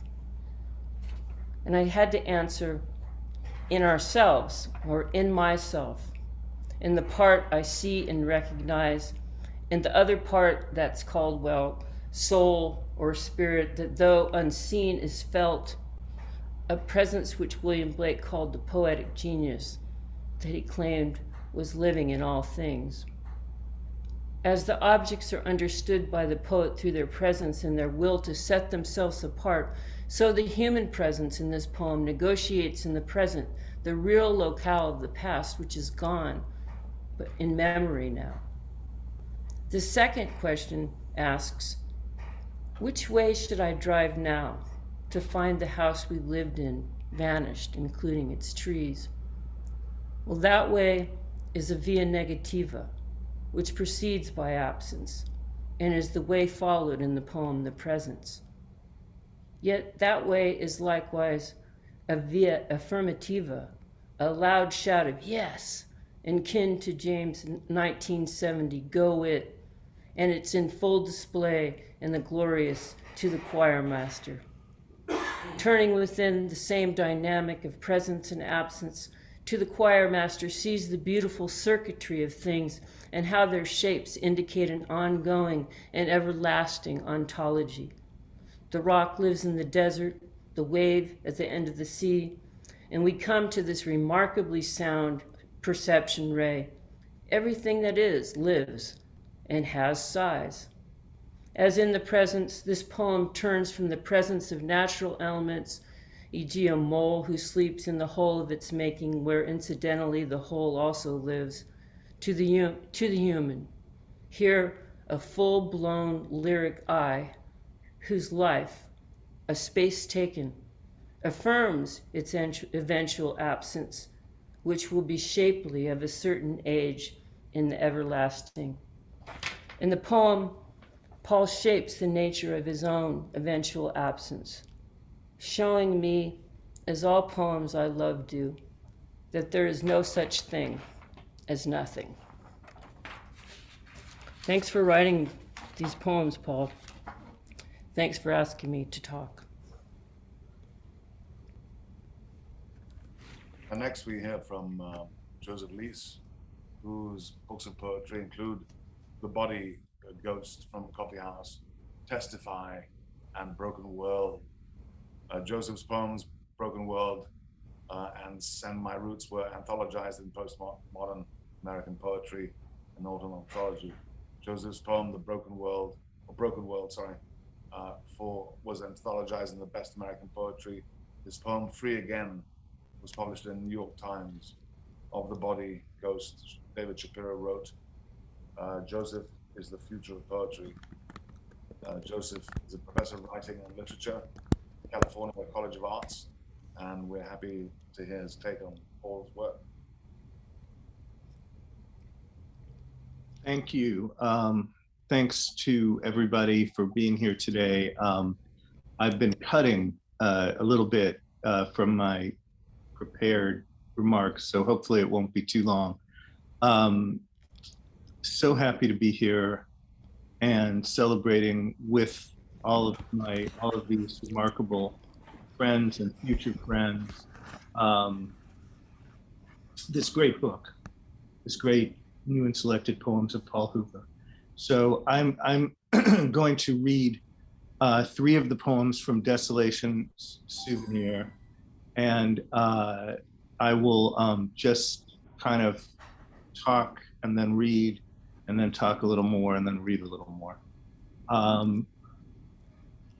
I love Paul's poems for many, many reasons. For one thing, they are gorgeously musical. Their music enacts and embodies an experience of life, of what it really feels like to have a body, move through the world, the outer world and the inner world. The movement is time, a sweetly and profoundly intimate experience of time. Paul is translating and transferring Emersonian correspondences into negation, negative theology. We flicker, we fail into and out of language, and Paul's revision of Dickinson's visionary irony is gloriously theatrical. Here are 2 poems from Desolation Souvenir.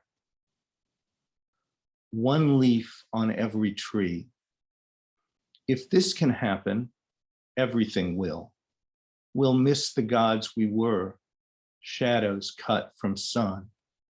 After light trespasses, it stands alone in the room. Death's on death's bed. Myth holds a candle. You can feel the end, breathing through the ceiling. Each draws its final line. We are knee-deep in language, must travel to infinity to see your mother's eyes.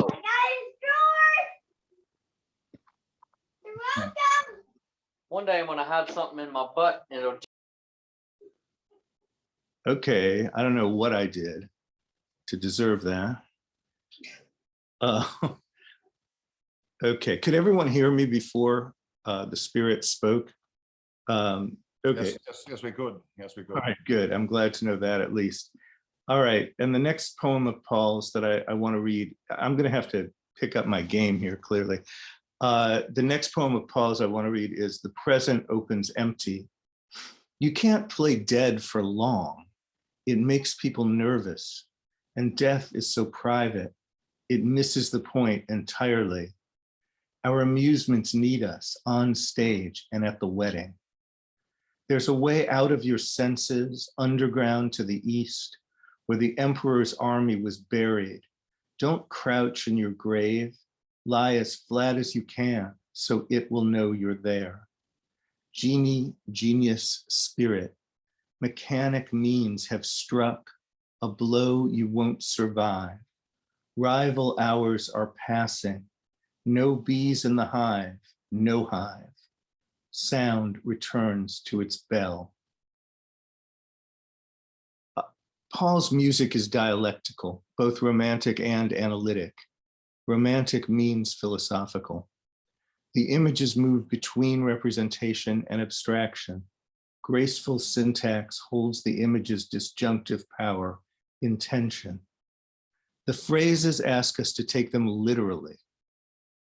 I think that's very important, actually, that for all, I'm going off the rails here just for a second, but for all of Paul's intimate, just incredibly intimate and genuine, authentic relation to the metaphysical poets. I mean, in the original draft of this thing, I was quoting, my mind was once the true survey of all these meadows fresh and gay, and in the greenness of the glass did see its hopes as in a glass.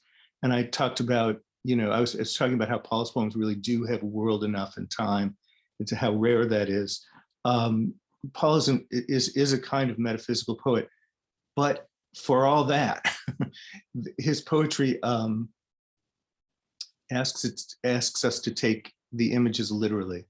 And I love that about it. You can't play dead for long is uncannily close to, you can't be dead for long. And the difference between those two is overwhelming, a beautiful double negative. You can't play nothing for long. Death is so private, avoiding, refusing the carnival of social life, but it is everywhere, in everyone. All of this doubling and splitting and reversing time leads to sound returns to its bell. In the middle of life, we are in death, and in the middle of death, we are in life. We must travel to infinity, but we are knee-deep in language. And I think I was also going to quote something from Elizabeth Robinson, where she says that Desolation Souvenir is an elegy for time itself, which I think in some ways is implied in everything I'm saying here today. The graceful shifts in the direction of time in Paul's poems and the generative power of the images in Paul's poems also embody something Giorgio Agamben wrote. Amor is the name given by the troubadours to this experience of the dwelling of speech in the, of the dwelling of speech in the beginning. Start from where you are. The beginning is the present. John Ashbery said that in a very interesting context, which I don't have time to go into, but it's very true. The beginning is it's not year one. The beginning is right now. That's where we begin from. Paul writes, death on death's bed, deaths on death's bed. Myth holds a candle. You can feel the end breathing through the ceiling. For Agamben, poetry is a zone of indifference between lived experience and what is made, an experience of speech as an inexhaustible experience of love. And Paul writes, and this is, I'll close with this great poem, sound returns to its bell. The absolute, if there is one, the darkest thoughts are trees with a hint of light behind them. Life has been and is a miracle death discovers. In the farthest well-lit room, what had been silent staggers back to its voice. Consolation roars, only the sound of life. Houses without doors. Moral fish and moral laws. Let me sink my teeth in that now that all is gone. This thought is on its own. Go, my carrion ounce, seek what you have found. So again, thank you so much for allowing me to be part of this wonderful afternoon. And thank you, Paul, for all of the poems. May I say something? Absolutely. Well, I'm very grateful for Claudia and Joseph and everybody before. I don't want to slow us down because we're coming to an end, but that was beautiful. Thank you both for what you said. And I'm moved by it. I wanted to remark, Sound returns to its bell.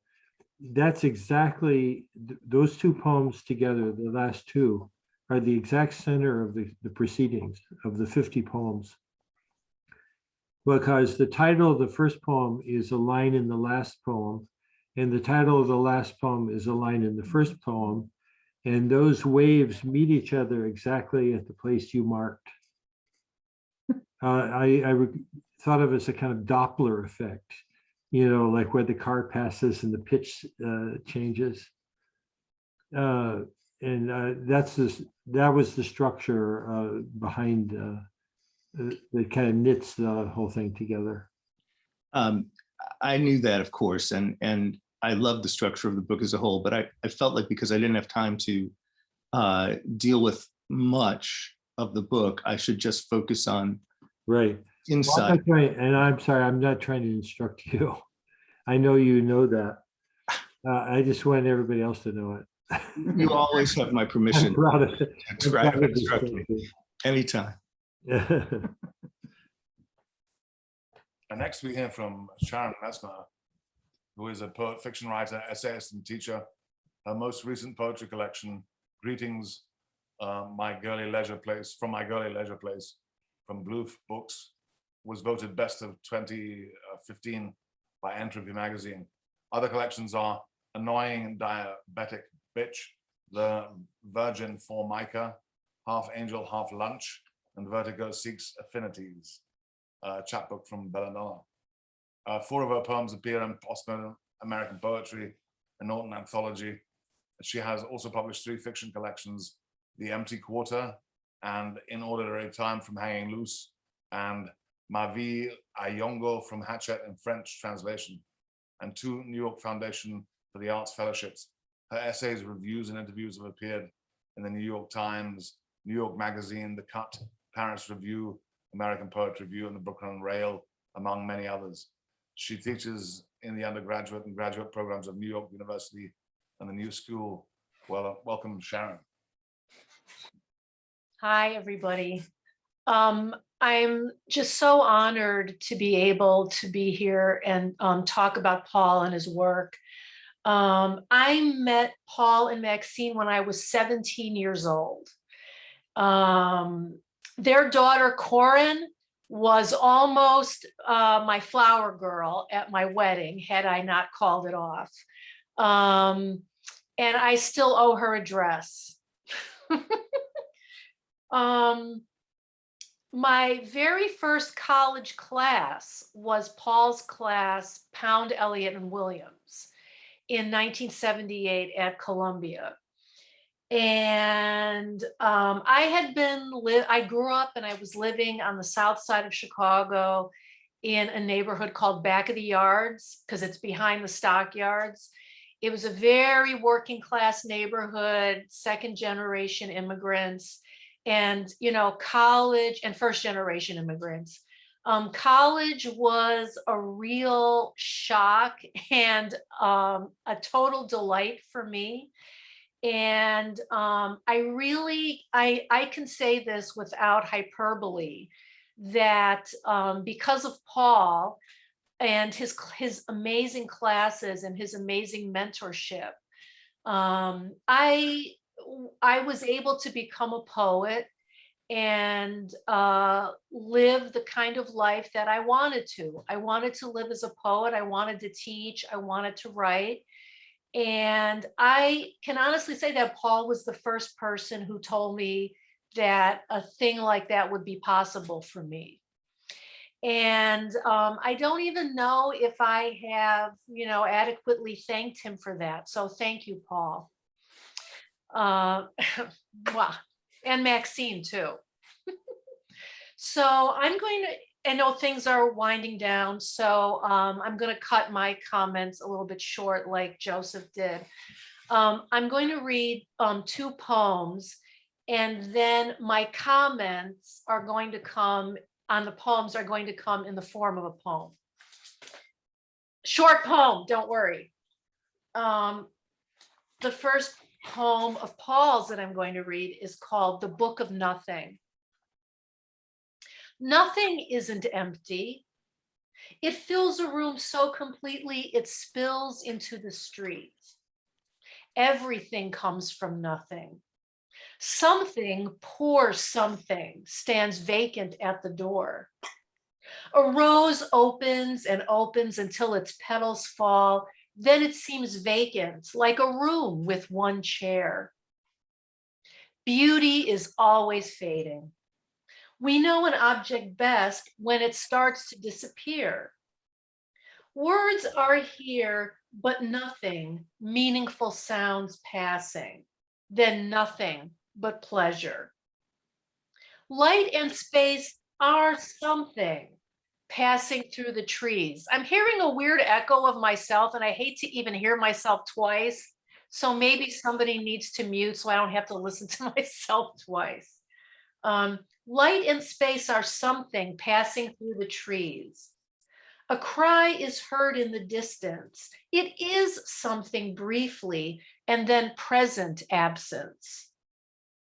A background seems like nothing until a figure emerges from what seems the beginning. But there is no beginning. Something always comes before, receding here, approaching there. Only you remain to bring it back from somewhere. That shade of blue in the hallway, black depths of the water. Yellow fires, gray earth, and green of wheat are something. Actors without equal, cock crowing town. Everything nature says is ancient, careless, and cruel, but it has no concept of nothing.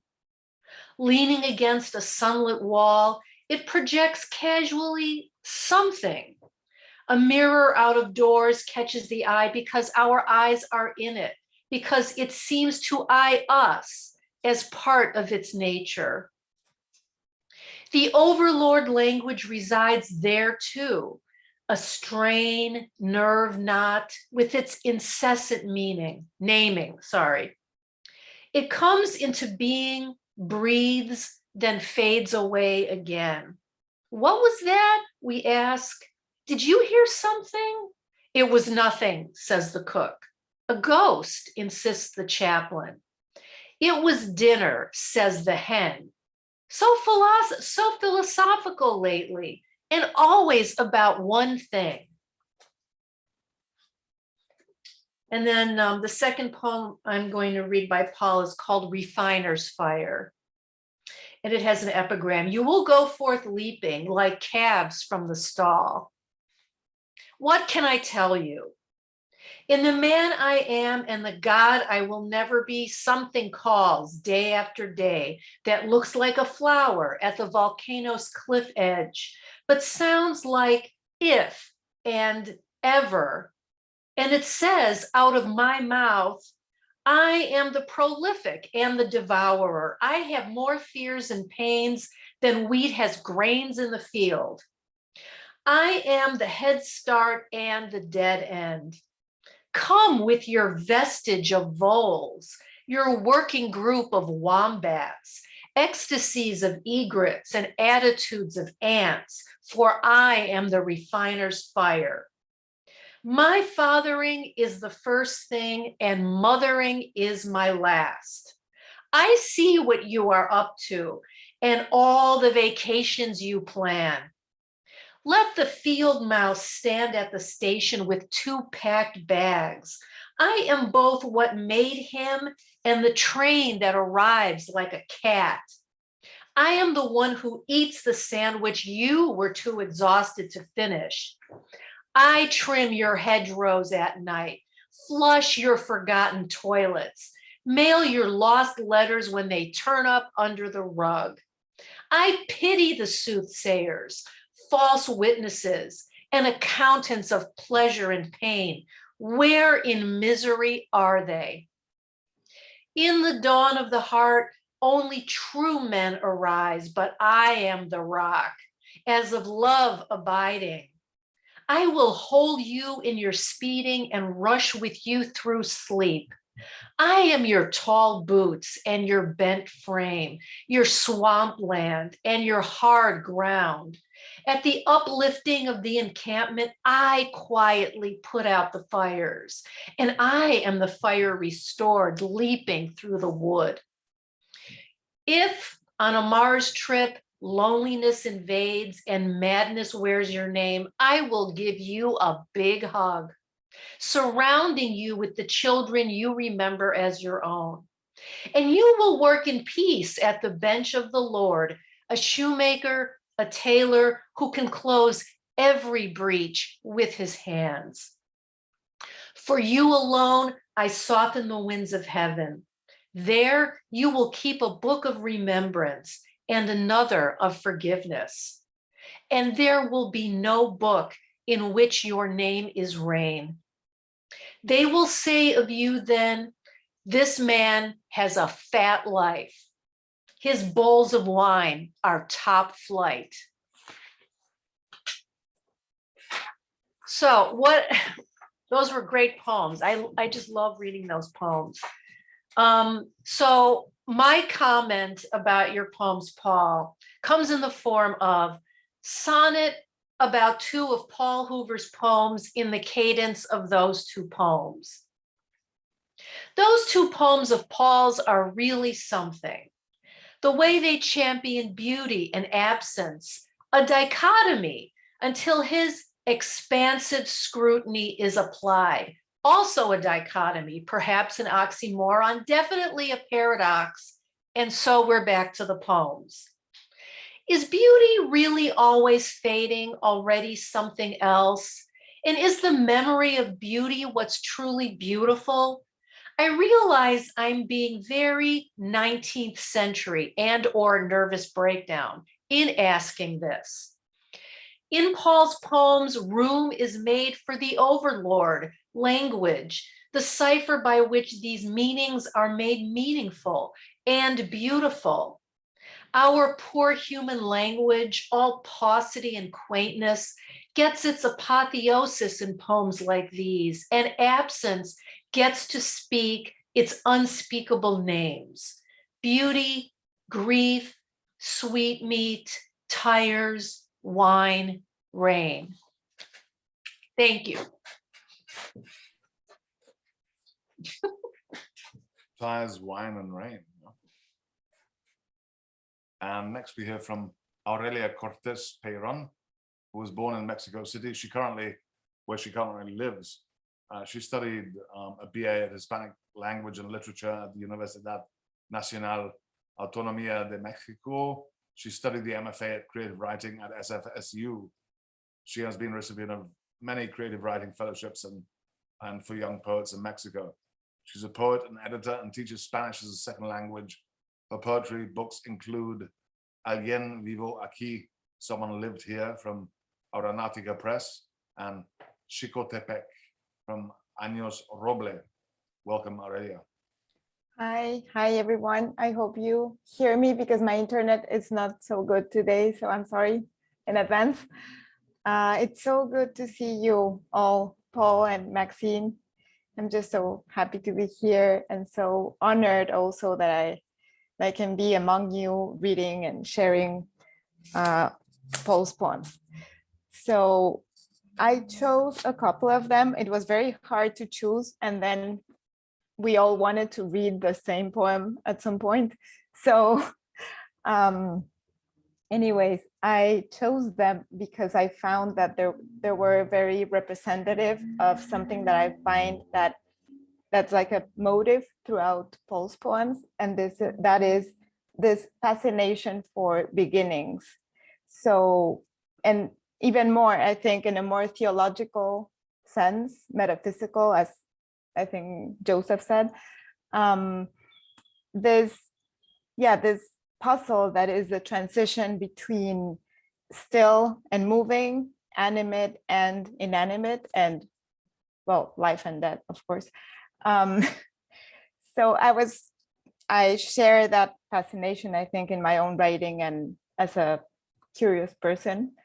So I chose first, and all of this will make more sense after I read the poems. So the first one comes from poems in Spanish. And before I read it, I have to say that, of course, since Spanish is my native language and I'm also a speaker of English, but not as bilingual. So I think that I have two worlds also, as I think Wang was saying, Wang Ping. And so it was to me, I don't know, like this experiment of writing in English as if in Spanish. I guess it's the reverse of my experience writing in English, but with a head in Spanish. So I just wanted to say that before I read this poem. It also has an epigraph by Jaime Sabines, a Mexican poet. The title is I Take Away My Head, and the epigraph is I take away my hand, which writes and speaks much. I take away my mouth, which remembers nothing I say, though I speak loudly and often with everything on my mind. I take away my heart, which never quite forgives me, and I remove my ears, which have no feeling for song. Moving between two lights over white stones at midnight, past 9 black boundaries, I take away my shadow. Here is history with its burning questions and theory with its doubt. I give them to a ridiculous man who smells of the sea and slow dancing. How good it must be for the rain to roll around on the street and commingle with each surface. The world is nothing much, grass and rubble and such. I'll put it into a camera filled with silver and potential. So this poem is great. It's so funny that I read the poem by Jaime Sabines. I didn't know it before. And it felt to me that this line, I take away my hand, wasn't as startling in the Spanish poem, just because it's like the ending of a love poem and the poet just says, okay, I'll take away my hand, so I stop writing this thing and feeling so bad.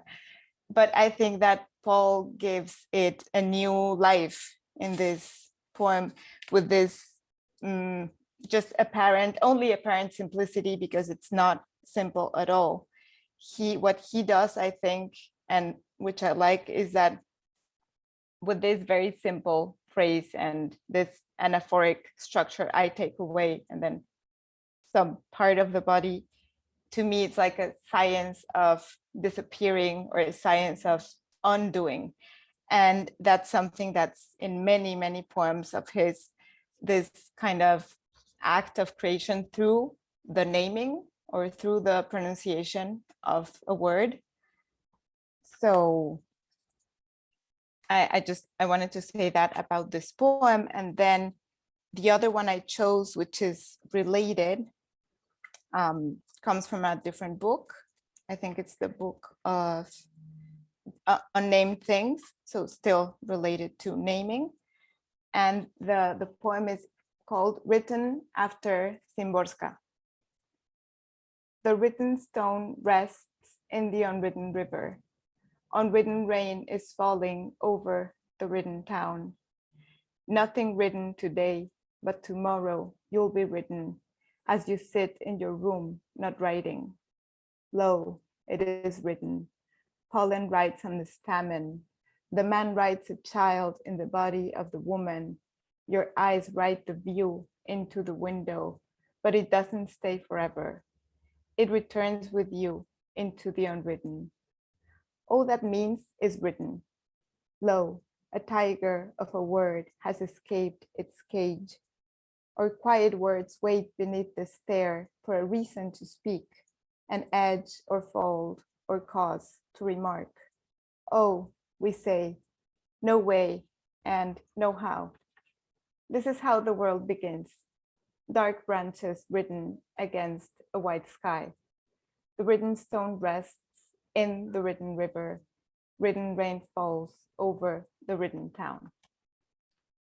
So this duplicity of written and unwritten to me is very striking in this poem, because at the beginning, I feel that unwritten is all related to things that flow and change and disappear. And written, on the other hand, is related to things that stay or things that are somehow solid. But by the end of the poem, it becomes, it's just the other way around, right? So the things that were written now, I mean, unwritten now are written, and we realize it's a cycle of things that never stay the same. So I think that's, to me, a metaphor or a way of talking about actually what we do by writing, which is trying to grasp things and trying to make them solid, but they always fly away. So I think that with that, I will finish. I just want to, again, thank you. I feel that my internet is so bad that it's breaking again. So I just want to say thank you. Thank you, Paul. I've learned so much from you, from reading, from your classes, from translating with you. So just thank you so much.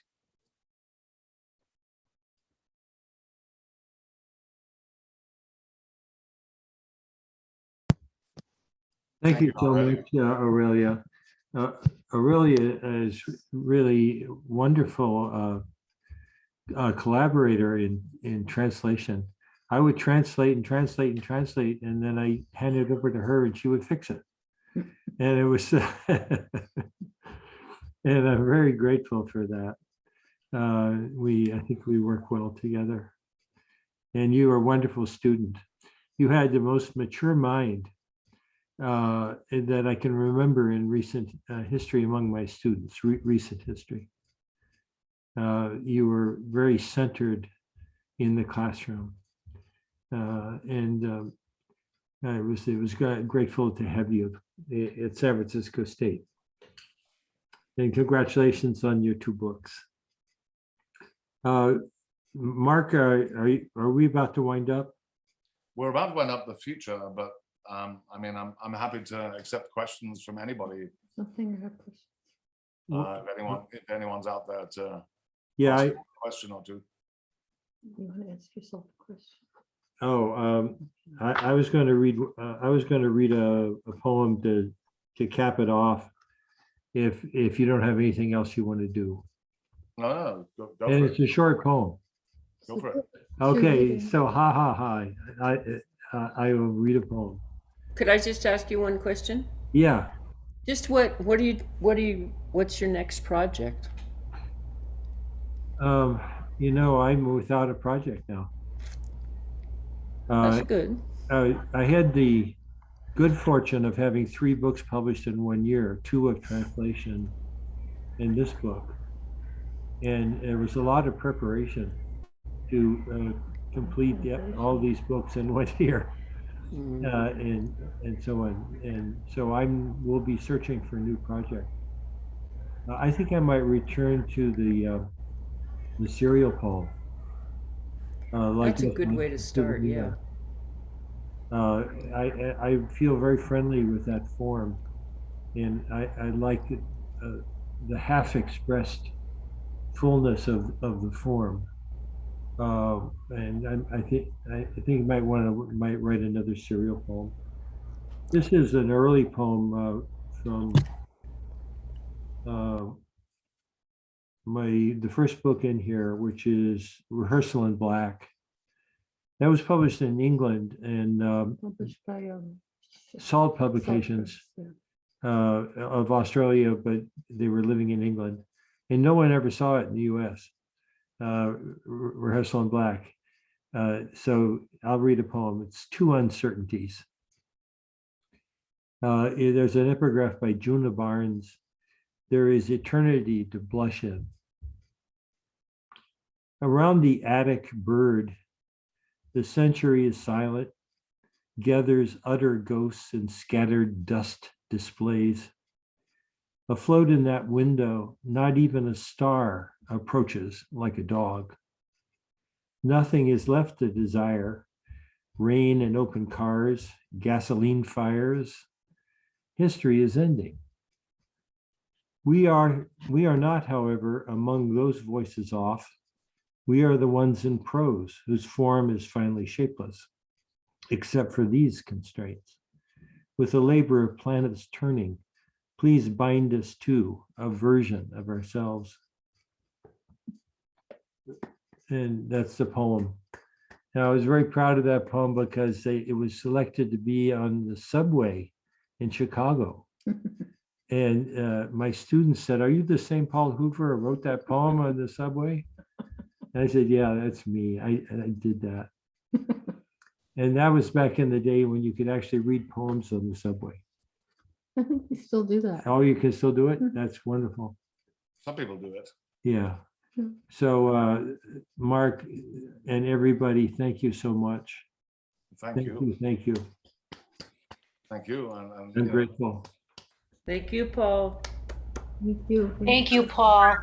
well, thank you, Paul, and Wonderful to thank see you, Maxine. everyone. Thank you, Donald, I wish we could go out. Gillian, Yep. So thank you, everybody. Thank you, Mark, for Claudia, organizing. To everyone, Joseph, Thank you. Sharon, What a Thank host. you, Mark, Aurelia, and all the Paul. readers. Well, especially thank you, but Paul. we haven't quite finished yet, though. Absolutely great We poetry. haven't-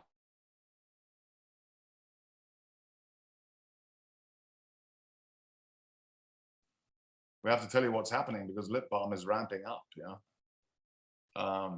Aside from this fantastic feature we had today, we have upcoming, in cooperation with the New Orleans Poetry Festival, feature on the life of Kalamayu Ya Salam.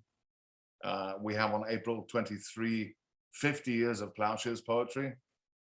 On April 30, we have Forrest Gander, Joe Safdie, Aliki Barnstone, and Liliana Sakilo. And we have a Tupelo Books feature coming after that as well. So please don't disappear. And of course, today we have still a little open mic to appear. But before that, I'm going to just read one of Paul's poems called First Language. No time for the real. It's much too slow. No time to peel a lettuce. No drudgery of what it is. It's all too familiar when the neighbors' yellow flowers bang their heads against the door. The sky descends closer and closer. The night defends the old orders. The real is much too tragic. Fiction is the essence on the gray road to magic. Thank you, yes. Thank you, no. No time for love either. There's too much falling. Everyone's reeling from having so much feeling, a burden and a prize, your mouth forever singing and body parts swollen from love's sheer labor, the years of smiling for no good reason, and all those nights of crying, and then the families to visit, including those departed, 1,000 postures of doubt and knowledge, the well-dressed window staring at the blank one, and oars that float away. No time for life either. The world with all its sores, the daily grind of subtleties and childhood triumphs. Let the earth have it. A small song sung. The train prepares a distance. The station rehearses staying. We can't help being the person we impersonate. And now another one's coming. No time for being. It takes too much dying. The world with all its doors and only one open. But the new ordeals are over. the old ones have begun. As shadows away on the sun-gray ground, we double speak distance and the things it has to say, coinciding with ourselves and ourselves once more. First language, then the world, desire and its words. I got a bone to pick with you. The folded and enfolded, like what we meant to say, with its sharps and flats, naked and disguised, the bodies we prepare. Thank you, Paul, for that wonderful poem. And now, after this wonderful feature, I'm going to hand it over to Jonathan / Cassandra for the open mic section of this evening. It's been amazing. If Paul Hoover doesn't inspire you to go and write something after this, I don't know who will, because he's amazing. And we've got a brilliant open mic, starting with one of our favorites, DeWitt Henry, who is going to read for us. So DeWitt. Oh, do I have to unmute you? Oh gosh, I've got so many jobs today. Oh no, you did it yourself. See, that's how brilliant you are. Thank you. This is a winter poem in spring. It's called Rabbit. Regard the luckless cottontail, cat-sized, brown fur, an adult survivor from a river path or nearby woods.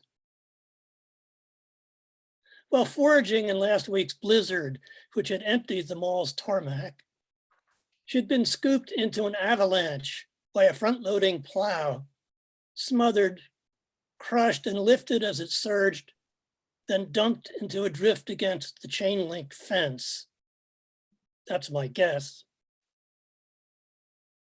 I walked plowed streets to the mall gym, took a side street between apartment buildings.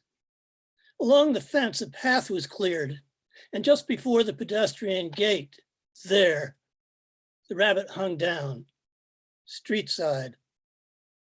Front paws and head grazing snow-clotted earth, but hindquarters jammed mall side by the mesh. It had managed to push through a diamond-shaped opening 6 rows up and hardly 3 fingers wide. It looked alive, stretched down, eyes bright, teeth bared, so close to free, improbable contortionist. Its squeeze was like a camel's through the eye of a needle, or like a second birth gone wrong.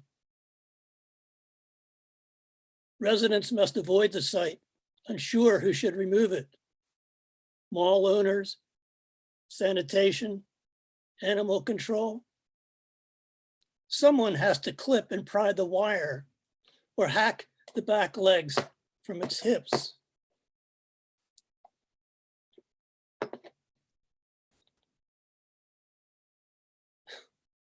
Sorry, I lost the punchline. Meanwhile, the carcass hangs stiffly. Probably will keep to spring.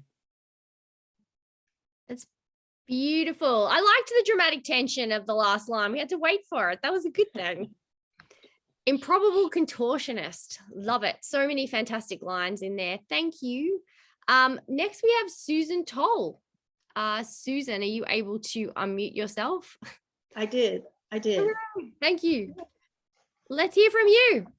Thank you. This is a poem in honor of Sandy Lynn, who was worked for the Kennedy Center and the Teachers Educator Program and mentored many teachers, adults, children. And this is in tribute of his love for Fran Clark and poetry. It's called For the Beloved. For the beloved, there are no partial gifts, only the endless offerings of self and a hunger for possession. Iron sharpens iron, striking a fervor, sparks that illumine, bindings burnt and broken. Kisses and the pen hold the sweet exchange of flesh and spirit's boundless love. Passion defines grace as abandon, awakening all they beautifully are. Freed, liberated from the prison of time and space while united, to behold their universe, welcoming the hope it will never end. That was gorgeous. Thank you. Flesh and Spirits, Boundless Love. What a fantastic piece. Thank you so much, Susan. Thank you. Next, we have everybody's favorite man in his kitchen. Bob Heeman's going to read for us in his birthday t-shirt. Bobby, you Hey, there? folks, I'm here. Awesome. Excellent. This is from Waters of Sleep. Smoke. I exhale. A deep white smoke appears. I look to the window where a woman has a flame coming from her hands. But then it's an unlit match. I call out mother even before I see the woman. The woman is not my mother, but rather someone else. As uncanny and amazing as ever. The flame coming from her hands. Fantastic. Love it. And you know I love your accent too. It's perfect for your poems. So. Oh, gee, I thought it was you that had the accent. No. I'm the only one who doesn't have an accent in Lit Balm. Thank you. We have John Wambach Wessick next. Well, thanks. After this fine evening of literary analysis, I thought I'd read from my collection of bad book reports. So this is Bad Book Reports, Jane Eyre. Orphan Jane Eyre lives a depressing life at Gateshead Hall under the care of her relatives. Her time as a student at the Lowood Institution is even more dismal. Meanwhile, the Marquis de Sade and his companion Kwai Chang Yong arrive at the village of La Chemise as the townsfolk are about to burn a woman as a witch. De Sade's reputation as a libertine is only a cover. In reality, he is a superhuman vampire hunter whose scientist father sent him to Earth in a rocket ship after planet Lipton's destruction. A kindly family of wine growers raised him as their own on a vineyard in the Loire Valley until he entered the service of Louis XIV. Yang is a Buddhist monk who trained in the martial arts at the Shaolin Temple. He fled China with a price on his head after killing the emperor's nephew in a duel. De Sade tells the townsfolk to leave the woman alone, but they refuse, so he sends Yang to defeat them with his martial arts knowledge of backflips, somersaults, and kicks to the face. After seeing 36 citizens bruised and unconscious, the mayor apologizes for the misunderstanding and takes de Sade to a brothel. De Sade has sex with dozens of women, while Yang drinks tea and discusses philosophy. Belle de Jour is the only courtesan who can keep up with the Marquis. Not only is she smoking hot, but she's the sister of the woman de Sade saved. The following night, de Sade goes to visit Belle, but the brothel is closed. As they walk back to the inn under the light of a full moon, a dozen wolves attack. De Sade and Yang defeat them using laser vision and kicks to the face, which are much easier since wolves' heads are closer to the ground. The wolves turn back to humans when the sun rises. One of the attackers is the mayor. Under questioning, he reveals that the town is composed of 2 feuding clans of werewolves. The mayor leads the clan that turn into wild animals that attack humans and livestock. Belle leads the clan that turn into Great Pyrenees dogs, who want nothing more than to lie in front of the fireplace and occasionally bark at the mailman. De Sade and Yang help Belle de Jour defeat the bad werewolves, and the remaining townsfolk elect her mayor. Back in England, after a slog through a series of dreary events, Jane Eyre gets married and has a baby who will no doubt work in a coal mine and die broke and alone from black lung disease, while the owners have orgies like those in D.H. Lawrence novels. Bad Book Reports, Jane Eyre. Love it. Given that I've taught Jane Eyre and D.H. Lawrence's texts, I might have to add that to my syllabus. What is it in your brain? I want to take up a little camp in your brain. Belle de Jour is smoking hot. That was wonderful. Thank you so much. Our final reader today is the incomparable Cindy Hockman, who always is brilliant to end a Lit Balm. Cindy.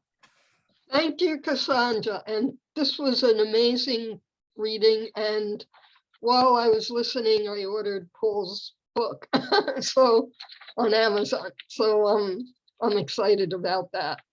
I'm going to read two very short poems. Altogether, it's 4 lines with 2 poems. I love Walt Whitman. I know Walt Whitman and William Carlos Williams were both mentioned today, so I'll read these. I'm a copy editor by trade, and as much as I love Walt Whitman, he does run a little long.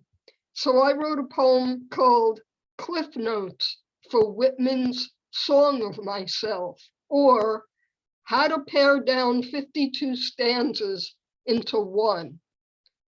Grass, workmen, equality, yorp, yorp, yorp, boot soles. Any questions? And then the second one is one more way of looking at a wheelbarrow. So much depends upon a red wheelbarrow. No, wait, it's the blue one that everything depends on. Thank you.